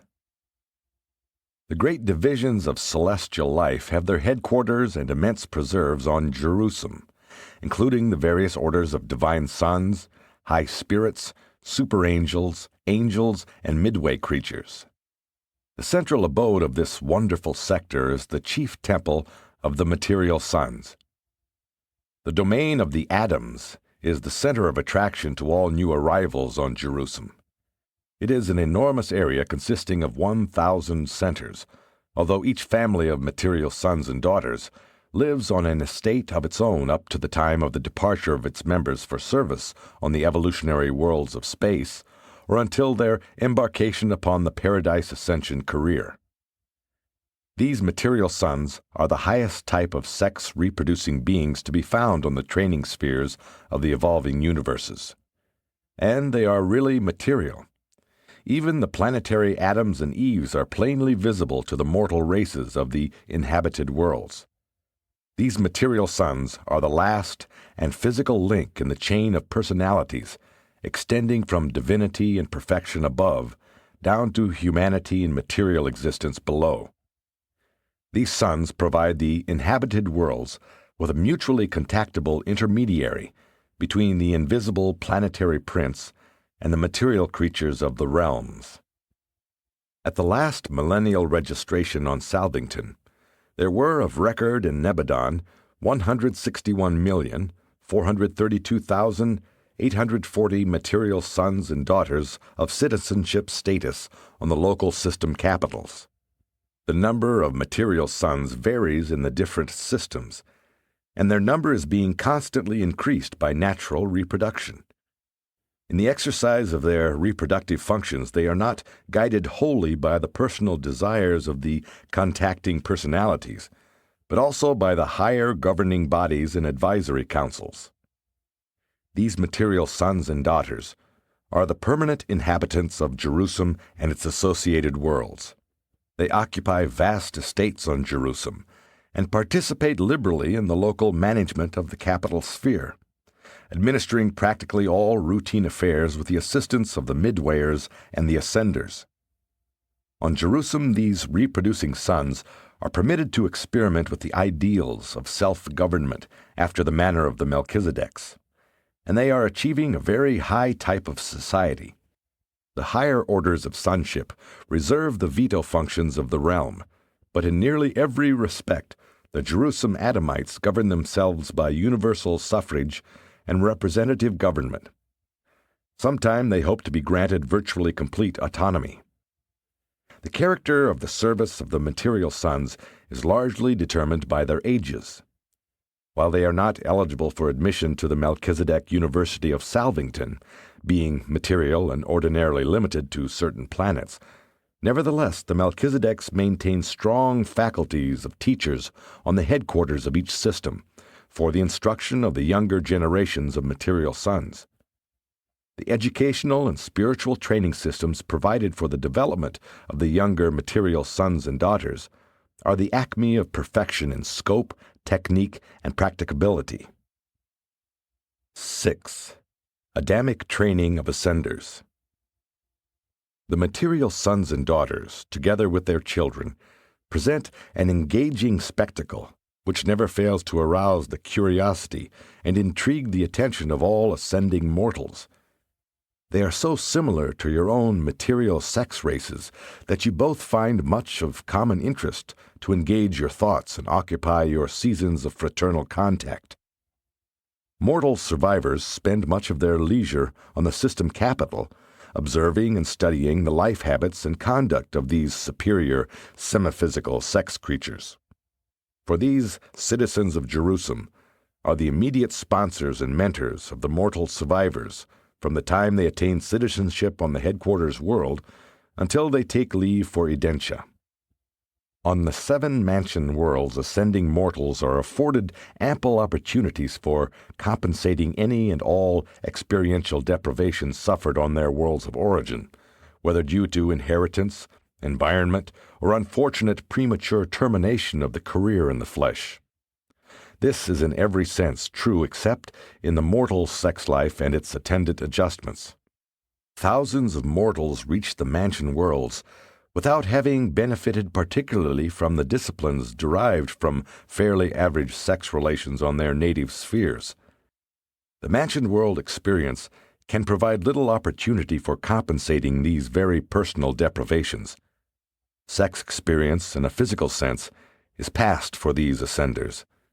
But in close association with the material sons and daughters, both individually and as members of their families, these sex-deficient mortals are enabled to compensate the social, intellectual, emotional, and spiritual aspects of their deficiency.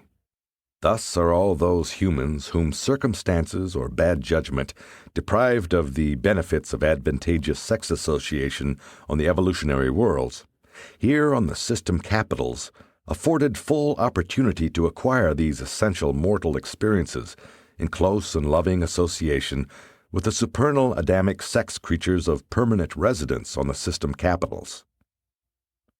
No surviving mortal, midwayer, or seraphim may ascend to paradise, attain the Father, and be mustered into the core of the finality without having passed through that sublime experience of achieving parental relationship to an evolving child of the worlds, or some other experience analogous and equivalent thereto. The relationship of child and parent is fundamental to the essential concept of the universal Father and his universe children. Therefore does such an experience become indispensable to the experiential training of all ascenders. The ascending midway creatures and the evolutionary seraphim must pass through this parenthood experience in association with the material sons and daughters of the system headquarters. Thus do such non-reproducing ascenders obtain the experience of parenthood by assisting the Jerusalem Adams and Eves in rearing and training their progeny. All mortal survivors who have not experienced parenthood on the evolutionary worlds must also obtain this necessary training while sojourning in the homes of the Jerusalem material sons, and as parental associates of these superb fathers and mothers. This is true except insofar as such mortals have been able to compensate their deficiencies on the system nursery located on the first transitional culture world of Jerusalem. This probation nursery of Satania is maintained by certain Urantia personalities on the finaliters world, one half of the planet being devoted to this work of child-rearing. Here are received and reassembled certain children of surviving mortals, such as those offspring who perished on the evolutionary worlds before acquiring spiritual status as individuals. The ascension of either of its natural parents ensures that such a mortal child of the realms will be accorded repersonalization on the system finaliter planet, and there be permitted to demonstrate by subsequent free will choice whether or not it elects to follow the parental path of mortal ascension. Children here appear as on the nativity world, except for the absence of sex differentiation. There is no reproduction of mortal kind after the life experience on the inhabited worlds.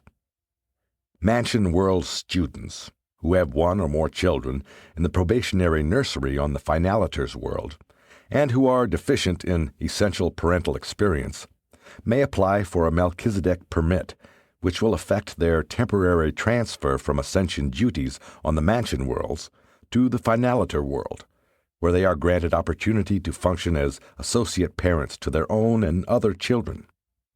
This service of parental ministry may be later accredited on Jerusalem as the fulfillment of one half of the training which such ascenders are required to undergo in the families of the material sons and daughters. The probation nursery itself is supervised by 1,000 couples of material sons and daughters, volunteers from the Jerusalem colony of their order. They are immediately assisted by about an equal number of volunteer Midsonite parental groups, who stop off here to render this service on their way from the Midsonite world of Satania to the unrevealed destiny on their special worlds of reservation among the finaliter spheres of Salvington. 7. The Melchizedek Schools. The Melchizedeks are the directors of that large corps of instructors, partially spiritualized will creatures and others, who function so acceptably on Jerusalem and its associated worlds, but especially on the 7 mansion worlds. These are the detention planets, where those mortals who fail to achieve fusion with their indwelling adjusters during the life in the flesh are rehabilitated in transient form to receive further help and to enjoy extended opportunity for continuing their strivings for spiritual attainment, those very efforts which were prematurely interrupted by death. Or if, for any other reason of hereditary handicap, unfavorable environment, or conspiracy of circumstances, this soul attainment was not completed, no matter what the reason, all who are true of purpose and worthy in spirit find themselves, as themselves, present on the continuing planets, where they must learn to master the essentials of the eternal career, to possess themselves of traits which they could not or did not acquire during the lifetime in the flesh.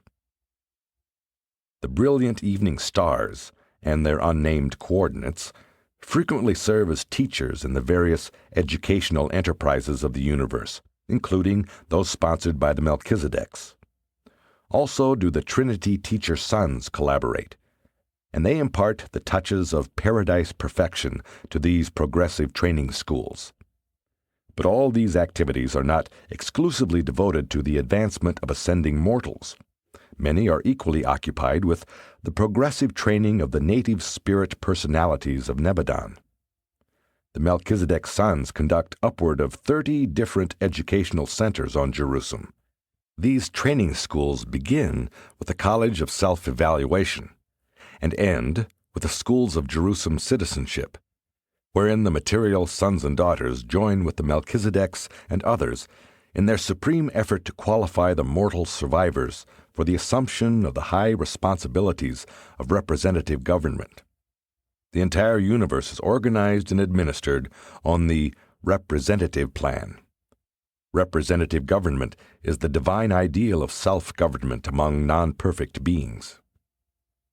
Every 100 years of universe time, each system selects its 10 representatives to sit in the constellation legislature. They are chosen by the Jerusalem Council of 1,000, an elective body charged with the duty of representing the system groups in all such delegated or appointed matters. All representatives or other delegates are selected by the Council of 1,000 electors, and they must be graduates of the highest school of the Melchizedek College of Administration, as also are all of those who constitute this group of 1,000 electors. This school is fostered by the Melchizedeks, latterly assisted by the Finalitors. There are many elective bodies on Jerusalem, and they are voted into authority from time to time by 3 orders of citizenship: the material sons and daughters, the seraphim and their associates, including midway creatures, and the ascending mortals. To receive nomination for representative honor, a candidate must have gained requisite recognition from the Melchizedek schools of administration. Suffrage is universal on Jerusalem among these 3 groups of citizenship, but the vote is differentially cast in accordance with the recognized and duly registered personal possession of Mota, Urantia wisdom. The vote cast at a Jerusalem election by any one personality has a value ranging from 1 up to 1,000. Jerusalem citizens are thus classified in accordance with their Mota achievement. From time to time, Jerusalem citizens present themselves to the Melchizedek examiners, who certify to their attainment of Urantia wisdom. Then they go before the examining corps of the brilliant evening stars or their designates, who ascertain the degree of spirit insight. Next, they appear in the presence of the 24 counselors and their associates, who pass upon their status of experiential attainment of socialization. These 3 factors are then carried to the citizenship registrars of representative government, who quickly compute the Mota status and assign suffrage qualifications in accordance therewith. Under the supervision of the Melchizedeks, the ascending mortals, especially those who are tardy in their personality unification on the new Urantia levels, are taken in hand by the material sons and are given intensive training designed to rectify such deficiencies. No ascending mortal leaves the system headquarters for the more extensive and varied socialization career of the constellation until these material sons certify to the achievement of Mota personality and individuality, combining the completed mortal existence in experiential association with the budding Urantia career, both being duly blended by the spiritual overcontrol of the thought adjuster. Presented by a Melchizedek of temporary assignment on Urantia.